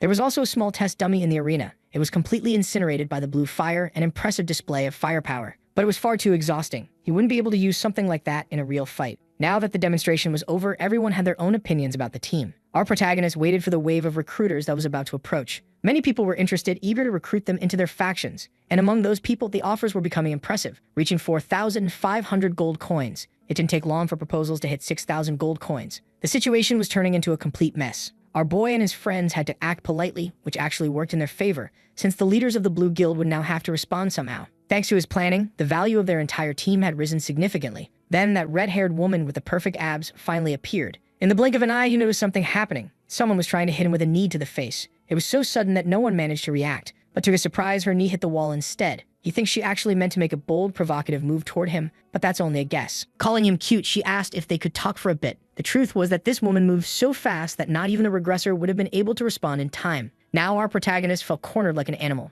She made it clear she wanted to speak with all of them, but he was still terrified. This woman was genuinely frightening. To respond properly, he used the eye of the mind and discovered her strength was at 97 points, with every one of her attributes absurdly high. She was the strongest person he had encountered so far, and with all the titles and tendencies she carried, she might be a difficult person to deal with. She realized she had been rude and said she just likes to settle things immediately. She'd introduced herself as the leader of the Red Mercenaries, one of the 3 greatest groups in the Sacred Empire. Her name was Hera, and she said she was honored to meet them. Seeing even that tiny bit of politeness left our boy confused. He was standing before one of the 3 divine kings, yet now she seemed almost angelic because of her shift in behavior. He introduced himself as well, not realizing what was happening yet. Stacy clearly didn't like the proximity of that dangerous woman, full of charm and temptations, and tried to say that the woman was very strange. But our boy understood he at least needed to greet her properly. Even leaving a slightly bad impression on that woman would be terrible, and Lee hopes they can get along. Right after that, Hera also decided to introduce herself to Stacy, but the girl is visibly intimidated, hiding behind our protagonist. Going straight to the point, Hera proves she watched The Godfather. She made them an offer they can't refuse, offering $2 billion. But that's in Korean currency, plus an annual salary of $5 million.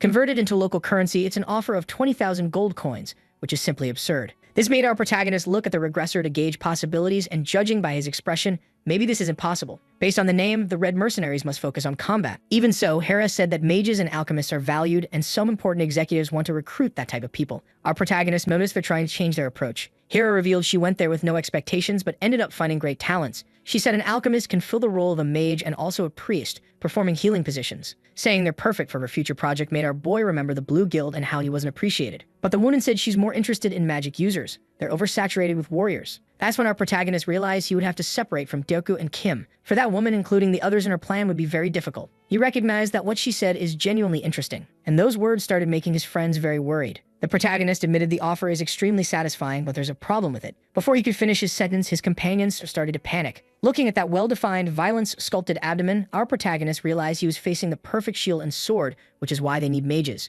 But since he finished the tutorial with his friends, he became very attached to them and cannot accept an offer that requires abandoning them. Those words brought huge relief to Deoku and Kim, who genuinely thought they were about to be left behind. But our protagonist would never abandon a regressor. Hera found that choice of words interesting, since she noticed our protagonist isn't the type who easily grows attached to others. She'd also said they're very similar. She claimed his face is exactly her favorite type. My God, if I were the protagonist, I would have already answered, yes ma'am / no ma'am, please step on me. The redhead is not holding back. She'd also noticed Stacy needs to learn to hide her killing intent. And indeed, Stacy is being driven by genuine jealousy. Now the situation is confusing and cruel. The redhead said she'll punish Stacy for not being able to control herself. She kissed our protagonist on purpose, with all her charm. I swear when I started this story, I never imagined something like this would happen. My God. And the woman is committed. She's using a lot of tongue, sparing no one. This isn't even a kiss anymore. These are early steps toward mating. Our boy is completely horrified, thinking about what Stacy will do to him afterward, and the poor girl is utterly devastated. Same for Deku, who idolizes that couple. Finally, the redhead decided to stop assaulting our protagonist. She said she'd like to play with him a bit more,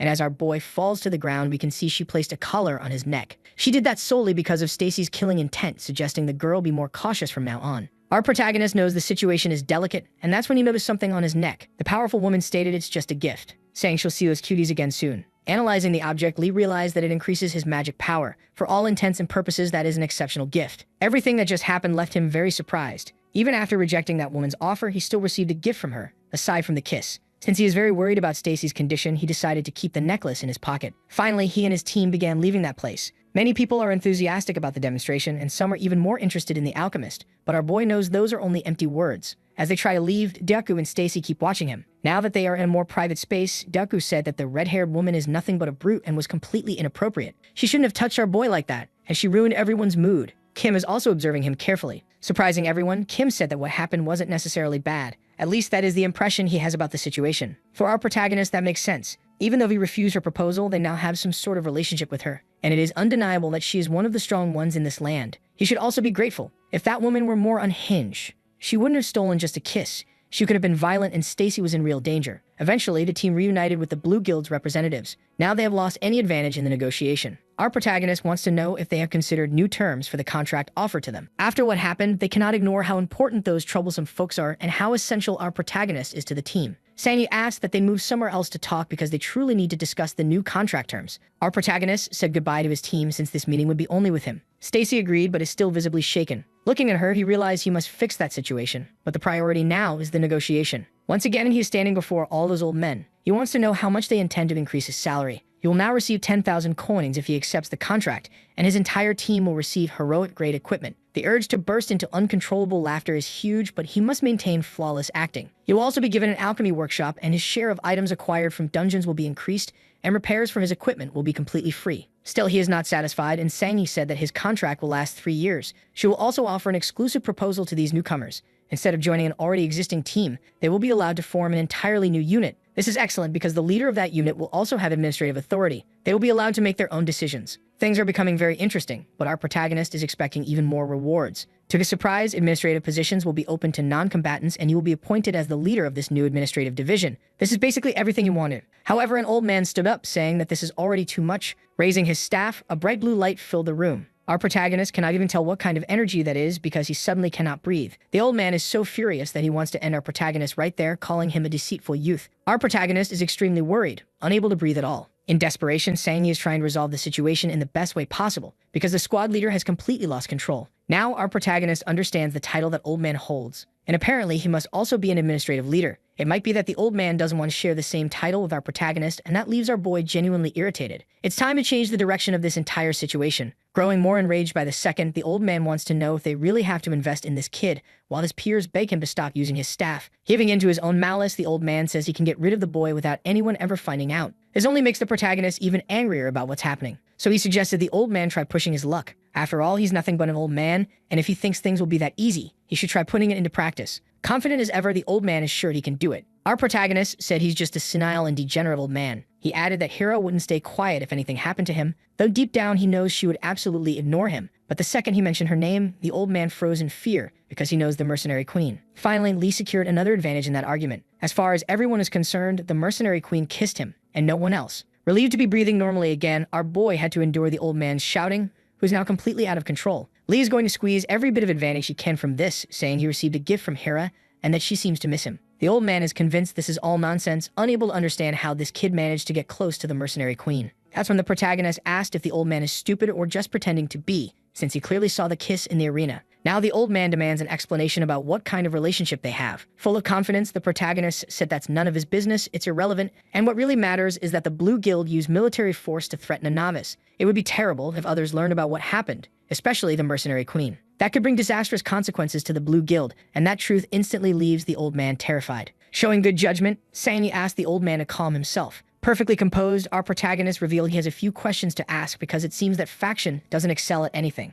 The vice leader must handle everything personally while they let an old man run wild. He's certain they're hiding something important, so he asked where the leader of that faction is. The strange part is that it was obvious. Sang-hee is surprised that the protagonist realized this, and she wants to know if someone told him. He made it clear it was only a hypothesis, but he's sure something major must have happened. Irritated, the old man wants to know if the boy intends to bring disaster not only to the mercenary queen but also to their faction leader. He says the kid needs to learn his place, since he's questioning their authority. But our protagonist has had enough of the elder's lack of control. Knowing the old man is only afraid of losing his own title, our boy admitted he doesn't know all the details, but told him he has no right to speak that way under these circumstances. He suggested the old man step away from the negotiation entirely, and it's obvious he doesn't regret anything he did. Then the protagonist slammed his hand on the table and told the old man to listen carefully. He didn't come in to fight, he came to negotiate. And the way the old man has behaved is a problem. It looks like he's sliding into senility, completely ignoring the importance of that meeting. After the old man became so furious, he tried to punch our boy, who replied that if the old man wanted to prove that place was garbage, he succeeded, because it's people like him who drag a group into ruin,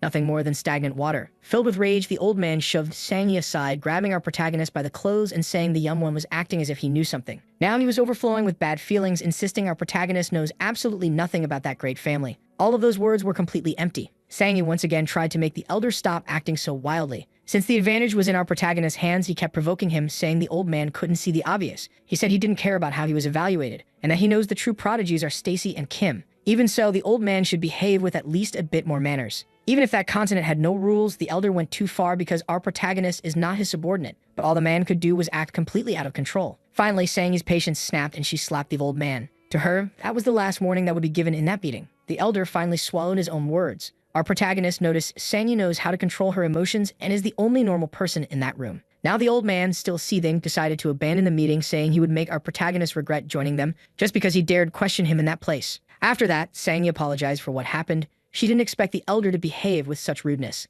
Lately, things have been getting worse. He truly has been acting like that frequently, which made our protagonist ask about the leader's health. Sang-hee explained the leader has been absent for a long time, and that this is a sensitive topic for everyone there. But for our protagonist, the situation is different. It's like the elders are making Sangi's work even harder. The woman kept apologizing for the incident, and our boy responded understandingly, saying he also needed to apologize, stating that the greater goal was to settle the contract. This made Sangi ask if they would consider the new terms. Our protagonist said yes, but with one condition. She must uphold every promise made there, because only he knows the advantages the regressor possesses, and he wants an executive position. This made Sangi very happy, and she showed interest in placing his team within the main military force. Our protagonist also needs to be cautious, avoiding future problems caused by those elders. That's why he needs authority immediately. The only caveat Sangi mentioned was that she couldn't provide the heroic grade items right away and hoped he would understand. This helped to realize just how difficult it is to obtain such items, remembering he had received something like that from Kim. With the meeting properly concluded, Sangi apologized once more, and our boy expressed regret for not having been more helpful. They finally said their goodbyes. To our protagonist, Sangi truly is a model citizen. She wished him well, while he felt he had acted convincingly. Deep down, she wished she could have said more, but held back, deciding she would not allow problems like that to happen again. Everything went according to plan. Our protagonist succeeded in bringing Sangi to his side. Now he needs to reunite with his companions. The appearance of what he said needs to partially become reality, and Kim wants to know why our boy brought up the mercenary queen. He said he has things to discuss with her, and that made Stacy and Deku very worried. While the girl is devastated, Deku wants to know what he plans to do with the woman who stole his purity. But our protagonist said it's nothing like what they're thinking. He's only acting for everyone's benefit. It would be good to have someone they can rely on, and soon he'll share all the details of what he has planned. But our protagonist noticed that the regressor is actually enjoying this situation, fully aware that he'll have a friend close to the mercenary queen. However, among them, there's someone who isn't happy about what's going on. Our boy remembered he still hasn't solved Stacy's situation. She feels deeply rejected. Seeing how she is, Lee wished he had an instruction manual for her. He thought he understood her well, but she keeps surprising him. He needs to be extremely careful with his words or things could get much worse.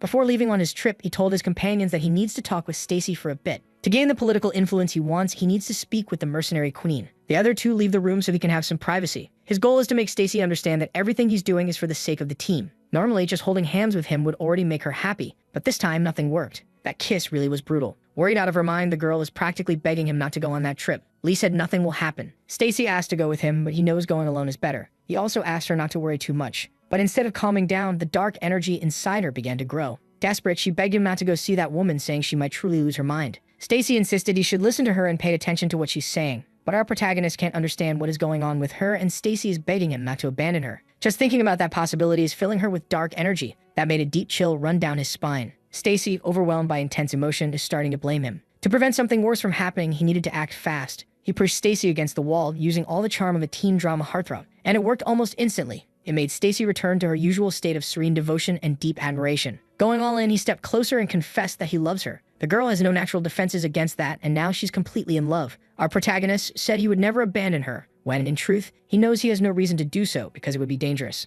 Throwing away someone with her potential is out of the question, and he continues being affectionate. She, like the others, belongs to him. They're his living shields. Overwhelmed, Stacy repeats over and over that she loves him. Holding her, our boy said he wants to protect her and cares about her safety. That's why he has to do this. Having a good relationship with that woman will benefit all of them, because her strength will be necessary in the future. After hearing that, Stacy said that if that's the reason, she can help. But immediately, Stacy remembered the moment she first met that woman, and that made her slip back into her dark emotions. Our protagonist thanks her for wanting to help, telling Stacy she needs to become even stronger for that to happen. Much stronger than she is now. As he places his fingers near her lips, the correct ones, the girl becomes increasingly flustered. From Stacy's point of view, our boy is making a huge sacrifice to approach that woman. Knowing how worried she is, he assures her that dangerous situations like that kiss will not happen again. Their pact is finally sealed with a passionate kiss, and now the two must part ways for a little while. While embracing him, Stacy wishes with all her heart to become stronger so her beloved won't have to sacrifice himself. Now she knows exactly what she must do. She needs to grow in strength so she can protect this poor guy. Observing Stacy's expression carefully,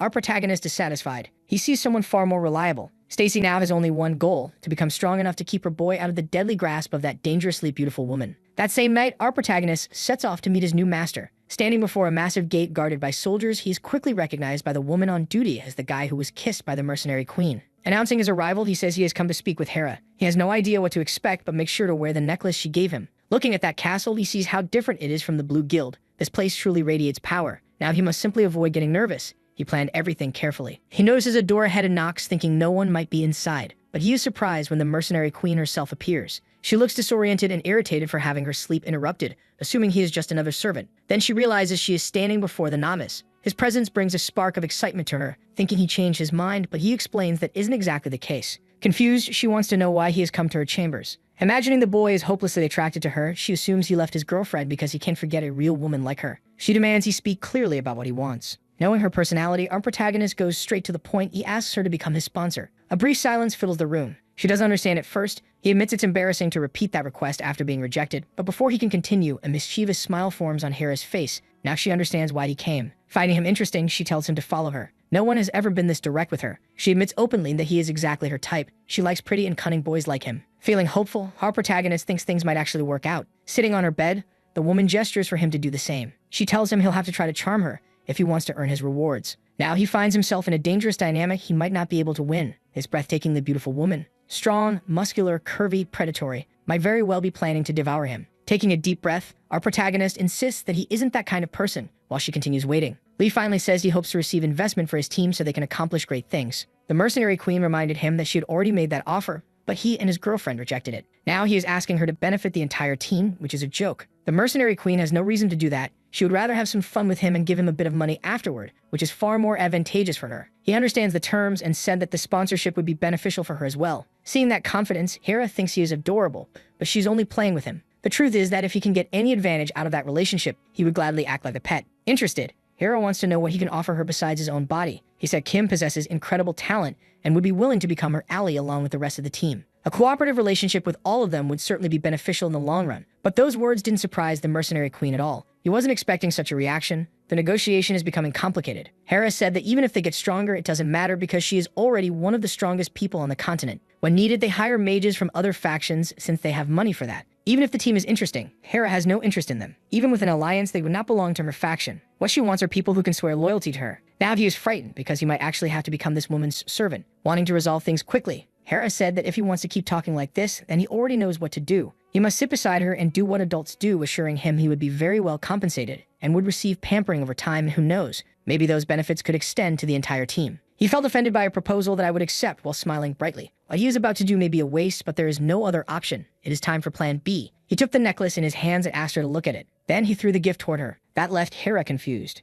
Taking a determined posture, he told her he doesn't need gestures like that. It is time to bite the hand that fed him. Surprised, Hera said he is insane, and he answered that he doesn't need money or artifacts. What he truly needs is her, the name of the mercenary queen. He needs her strength and her reputation. Any other benefit is irrelevant, but that is only rhetorical. He knows the other things matter even more. Furious, Hera asked if he understood what he was doing, because he seems unaware of what he is rejecting. He said he knows exactly where he is, as the chills running through his body make that clear. It is time for plan C. Earlier that same day, he had been threatened by the old man. Even though he belongs to a famous team, he is completely alone right now. He needs to appeal to this woman's emotions. And now he will use a combination of plan C and plan D. Sitting on the floor, he said he desperately needs the mercenary queen. Using that Korean term to address an older sister, something extremely effective, he decided to flirt a little, but he waits anxiously, unsure if it will work. She said he is very amusing for a brat. No man has ever behaved like him in her entire life. Very few people can be genuine with her, and the more she gets to know him, the more she likes him. She said she would think about his offer, believing he still has a lot to give. Then she suggested a fair exchange, something alchemists are used to. One or two members of the team would make a difference. If he wants her protection, he must offer something of equal value. Our protagonist knows exactly what he's going to propose. He shows her the book he received from Kim, stating that she would receive a share of the profits from the potions developed using that book. Very surprised, Hera asks how he managed to obtain something so valuable. Only then does he realize he could have shown it from the beginning. He suggests a 1% share, but the mercenary queen doesn't like the offer. Using all his persuasive ability, he explains that the market is very uncertain, and he first needs to understand its trends, trying to convince her to listen. And it seems to be working because she asked him to continue. Regardless of which faction they belong to, he wants to maintain an amicable relationship between both sides. After hearing that, Hera says he really is a little fraud, but he is being completely serious. He is certain his team will stand out immensely in the future, which will strengthen the Blue Guild, and they could become good allies to the mercenaries. But that relationship needs to begin now, and they would have priority over what he is offering. Hera wants to know if he is some kind of prophet, but he can't reveal his great ability. Moving on to his final argument, he says he can provide the mages she needs, showing her a document he prepared specifically for this meeting. Those people are survivors of the dungeon being supervised by the Blue Guild, and some of them supposedly have great potential, all a bluff made just to convince her. Finding it interesting,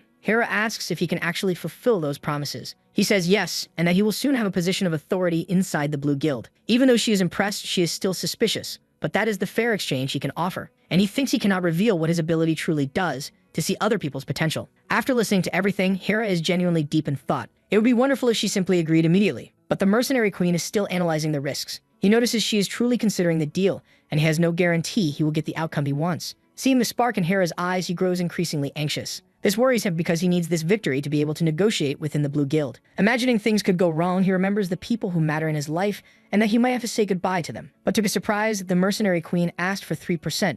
Words he was not expecting to like on this video that helps Mamoru make more juicy content for his viewers. Activate the cheeky little bell, and I'm out. The Mercenary Queen's proposal is to receive 3% of the profits and a list of all the useful combat mages, in addition to deciding the method of protection to be used. After all, the protagonist asked for her protection, and she assured him that no one would touch him, but she would decide how to protect him. The proposal is so appealing that the protagonist immediately became suspicious. Having just declined to participate in a pleasant game, he wants to know how this protection would be carried out, but Hera wants to know right away if he agrees or not. The protagonist has no other option but to agree, which pleased the queen greatly, as she said they would discuss the details another day. She mentioned that he could leave if he wanted, affectionately calling him dear in the process. Our young hero turns his back on her, bidding farewell with a smile on his face. Once outside, he is still trying to believe if he really managed to secure a deal, as it is all too unexpected. He soon noticed several men approaching him in the corridor. The news spread quickly, and whatever the queen desires, these men will do. They're all willing to risk their lives to ensure Lee's safety. Finally, the protagonist realized that his plans were well executed. Once outside that grand castle, he carries with him the satisfaction of having been effective. On his way back home, he discarded the cloak he was wearing, celebrating his success like a child. He is so happy that it's hard to believe. For the first time in that new world, he managed to smile until his stomach hurt. Eager to share the news with his friends, he was notified by the system that he had received a new title, the Mercenary Queen's Lover. My goodness, poor guy. Just when the protagonist's life seems to be going well, the size of his problems increases. Now he's completely paralyzed, staring at this title, because one thing is certain, this fellow will have to juggle this situation. Finally, he realized the method chosen by the Mercenary Queen. He will be seen as her lover, quite a privileged situation. Since the day he met this noble lady, 2 weeks have passed. The negotiation with the Blue Guild continues to progress smoothly. The protagonist even received his payment, along with an executive position. It's time for them to move to their new base, and the protagonist is waiting for the arrival of heroic class items. During this time, he noticed several things about the blue team. Unlike other guilds where power is concentrated in the hands of the master, the organization in this guild is divided into various parts. This gives him a lot of autonomy, as he doesn't need approval from superiors, and in his division, the leader is our beloved regressor. Most importantly, the protagonist secured an administrative position, away from combat. It seems like everything was done on the fly, but what truly matters is that he has the same authority as that old maniac. It's uncommon for a combat team member to hold an administrative position, but given the Blue Guild's less than ideal situation, they were very flexible. Our young hero is about to enter an office when Kim approaches him, saying that it's actually a room. As soon as he opened the door, several telegrams appeared. The protagonist began to wonder why the storage room was so full. These are gifts sent to him, and the reason he's being treated so well is because he became the Mercenary Queen's lover. Among the gifts are various ingredients that can be used in alchemy. The relationship with the Red Guild ended up bringing prosperity to everyone, and at the center of it all is our protagonist, who has become even more important. Rumors spread quickly, and as the protagonist's importance began to rise steadily, some of the attention he received turned negative. People wanted to know how he managed to achieve so much right after leaving the tutorial. There was only one person who would completely ignore this title, and she definitely had a few screws loose, maybe even missing all of them. When the Mercenary Queen approached the protagonist for the first time, Hyen was clearly affected, as if she had lost something precious. The protagonist felt very uneasy about this, seeing that the girl was also deeply saddened and felt powerless in the situation. Lee had to convince her that nothing happened, and that she was the only woman worthy of his love, but she grew increasingly distant, dedicating herself even more to magical training. Thinking she might become a problem if she went off the deep end, Kim said he needed to talk to the protagonist. He wanted to know what was discussed with the Mercenary Queen. Lee ended up apologizing, as he wished he had talked about it sooner, thinking the regressor would soon ask about it. Lee confirmed that he asked for her sponsorship for everyone, but didn't know why this crazy woman was behaving this way. It might just be one of her whims. Kim said he was surprised, but this woman seemed very different from what he had heard, and it was a relief to know the protagonist made a good impression. Lee smiled, feeling quite embarrassed, thinking Kim knew exactly how that woman could be and must be quite relieved because of it all. Despite the collaborations, that title was still quite problematic. Kim mentioned that Hayan was probably at the lake by now, training. It seems she was practicing with other elements to increase her magical potential. With her was Daogu, who decided to build a boat, which didn't make much sense. Hayan had said she wanted to go boating, so the two of them set off, thinking it would be good for training, and Kim didn't do much about it. But the protagonist knew those two were allies and must be planning something involving him. Lee asked how the leader of his team had been lately, and Kim revealed that recent discussions were only about the dungeon to be explored. They were going to enter the Garden of Terror, a rare place recently discovered, and most likely Kim's team would be responsible for exploring it. They still had plenty of time to prepare, and they needed to to see if any additional members wanted to join the team. Lee quickly realized he would have new companions, and Kim said he would share information about the new recruits as soon as he had it. Our guy felt relieved about this. He was already learning how things worked on this new continent, and other survivors from the tutorial would likely start moving to this region to change teams. Kim asked if this was caused by their presence, and the protagonist was sure it was. After all, the Blue Guild had invested a lot of money in them. Lee even wanted to set aside some of his own salary to invest in these new prodigies, stating he did everything for the good of his team while hoping Kim could recruit people with great potential. This made Kim very grateful, but he needed to leave for another meeting, and the protagonist was going to meet with the tutorial survivors. Finally, the two parted ways. But that conversation was quite interesting for Lee. Whenever Kim did something for the benefit of his own team, our protagonist would act to support him from the inside. Now he needed to find out who the new recruits might be, as it was part of his administrative responsibilities, not to mention the list of mages he needed to pass on to the mercenary queen. Our guy quickly made a list of things he needed to do. It's a shame he only had one body. He soon remembered someone with potential among the survivors. Lee believes he is exceeding the expectations of the regressor, who must be very busy looking for people he met in his past life. But that's not enough. Lee wants to gain more and more of the leader's trust. He still feels he could be abandoned at any moment, which is why he needs to keep being productive. It's good for Kim to see the protagonist as useful in various ways, but now he needs to make a list to send to Hera. Elsewhere, Sangi is talking with the elderly man. She wants to know if there is any news from the army. It seems they have reached their destination. Considering their situation, the troops must be out of supplies, but everything would be sent soon. Sangi wanted to say other things to the elderly man, but she suddenly fell silent. Then she decided to call him uncle. It seems they are relatives. Approaching her, the elderly man said it had been a long time since he heard something like that. Sangi said she would bring the newcomers, so she asked the elderly man to take care of things in her absence. She also asked him to go easy on the newcomers and avoid losing his temper again. The elderly man said he does all this for the good of the guild, but his niece doesn't understand him. Even though they aren't really related, they've been together since the tutorial. The same applies to Seung-jun, who is the leader of all of them. The elderly man said he would take care of things and contact Seung-jun, so he asked her not to worry about the matters there. Knowing this, Sangi only asked to be informed about any news, as she needed to attend a meeting now. After she left, the elderly man gave a rather suspicious smile. Now he can simply do what he desires. For heaven's sake, the man said not to send supplies to the troops. He intends to use Sangi as a mere puppet so that his plans can unfold smoothly. He needs to ensure Seung-jun doesn't return alive. The person on the other end of the phone knew what had happened recently. One of the newcomers ended up putting a lot of pressure on this elderly man, but in an extremely cunning manner. The elderly man said he is not the type of person who allows a newcomer to do as they please. He is sure our protagonist wouldn't return from a dungeon if sent, so he is not worth worrying about. Now he wishes to meet with his ally to have a meal and deliver heroic grade items. Finally, the call between them ends, but the elderly man seems extremely upset by the comment about the protagonist. Elsewhere in that guild, several people were gathered in the arena. Our protagonist went there too, as he holds an executive position. As soon as he was identified, he was properly greeted by the guard, but our young man said he wasn't there as an executive. Even so, the guard insisted on treating him very well. Our young man appreciated this courtesy, thinking that this guard knows how to behave in society. Since he wasn't there for his role, the guard wanted to know what brought the protagonist there. Lee said he had a bit of free time and thought about checking on the survivors from the tutorial. He wants to show the people in the guild that he is working very hard, but one of those guards is sure the protagonist only got his position by being a big sycophant. Representatives from other guilds are also there to recruit newcomers with potential, among them the representative from the Black Swan. The survivors must act according to the regulations. One of those men noticed the arrival of someone peculiar. They were all very surprised by the one who would be introduced. It's the protagonist, who is a special non-combat administrative officer of the Blue Guild. The extras were immediately surprised because they know exactly who he is, and now they're thinking that everyone on his team might also be executives. While some feel envious for not being part of his team, our guy looks down on them because those people don't even know how to make fire in a survival situation. But his eyes soon notice something interesting. He is being watched by these survivors as if he were someone very special. This is definitely a very favorable situation for him. Our protagonist can only think about the possibilities because he wants to take advantage of this authority, and now he's going to make sure these extras follow the right person. Even though he arrived at that place in the same way, the difference between them now is absurd, like the distance between Earth and paradise. This feeling is wonderful. It's proof that the protagonist's decisions have worked out. But among those people, there's a woman who is watching the protagonist very closely. He immediately realized he was being stared at. Our guy quickly recognized who it was. It's that girl, equally opportunistic. Unfortunately, I didn't bother to remember her name, but this poor thing is called Ji-hye. Something happened between them in the past. Ji-hye gave the protagonist some food, and she realized he wants to get rid of those dangerous people. The girl noticed that the protagonist's strategy is very risky. It's a big gamble. Our guy said he's not foolish enough to participate in something he can't win. He even asked if she would like to join them on that journey, but Ji-hye preferred to decline because that gamble is too big for her. Too much greed only leads to defeat, and maybe it's not good for chickens to walk alongside hawks. Remembering that conversation they had, Lee is sure he can't waste someone like her, who is very smart, and since he's been busy lately, it would be good to have someone like her by his side. Sangi also went to the arena and quickly noticed that the protagonist was already there. The protagonist still feels embarrassed when referring to the title he holds, but he's relieved that the old man isn't with them. Sangi said said that if they find someone interesting to join the 7th squad, she will support that decision. Not to mention they'll provide all the support he needs, so she's asking them to keep working hard. For our protagonist, seeing Sang-hee among all those strange people gives him a bit of relief, and our guy wants to put in a lot of effort. In front of all those people, Sang-hee thanked them for the hard work they've done so far. Even though they were forcibly brought to that land, they managed to resist bravely, and soon they'll be in the city of freedom, Lindell, a place where all 3 guilds exist peacefully. Some of those people might start their own guild or live as non-combatants. She began to list all the ways they can live in this world, but she wanted to give everyone some advice, all while the protagonist is wondering if she wants to recruit someone. Sang-hee asked everyone for a favor. They need to keep surviving. Finally, she ended her speech in front of those people. Our guy noticed that the final part of her speech was very tough. The truth is that recruiting people isn't that easy, and among those newcomers, someone started calling out for Kim. Our protagonist and the returnee look in that direction, and this person began calling him selfish. Because he had promised to stay with those people and take care of everyone, yet he joined this guild alone and is now ignoring all of them. It was so absurd that our protagonist became quite worried. He has no idea why this extra decided to say such foolish things. He's just making a fool of himself. During the time at the camp, he would always find something to complain about, and now he feels like he's being abandoned. Everything Kim did was out of pure goodwill, yet this person manages to be useless, wanting to be taken care of by others forever. Observing the whole situation, our protagonist is now certain that Kim should have left those ungrateful people who didn't put in any effort. With Kim's silence, he started to worry because those people now feel abandoned. As the cries grew louder, the protagonist also became anxious. That's when Kim decided to address all those people. To their surprise, he apologized, informing them that their association ended at that moment. Our protagonist, who was very concerned, now became interested, as it was quite satisfying to watch. The arrogant individual is now begging Kim, hoping it's a joke, but Kim suggested it would be better for them to move on with their lives. Even though it was a short time, he appreciated everyone's company. Living in the city would be much safer, which only made the arrogant one more desperate, unable to believe it. Claiming Kim was acting irresponsibly, even the protagonist realized that comment was over the top, so he decided to intervene, stating there was no obligation to take care of those people. He assured them that life in the city is safe, though it might not be as comfortable. At least they wouldn't fall victim to monsters.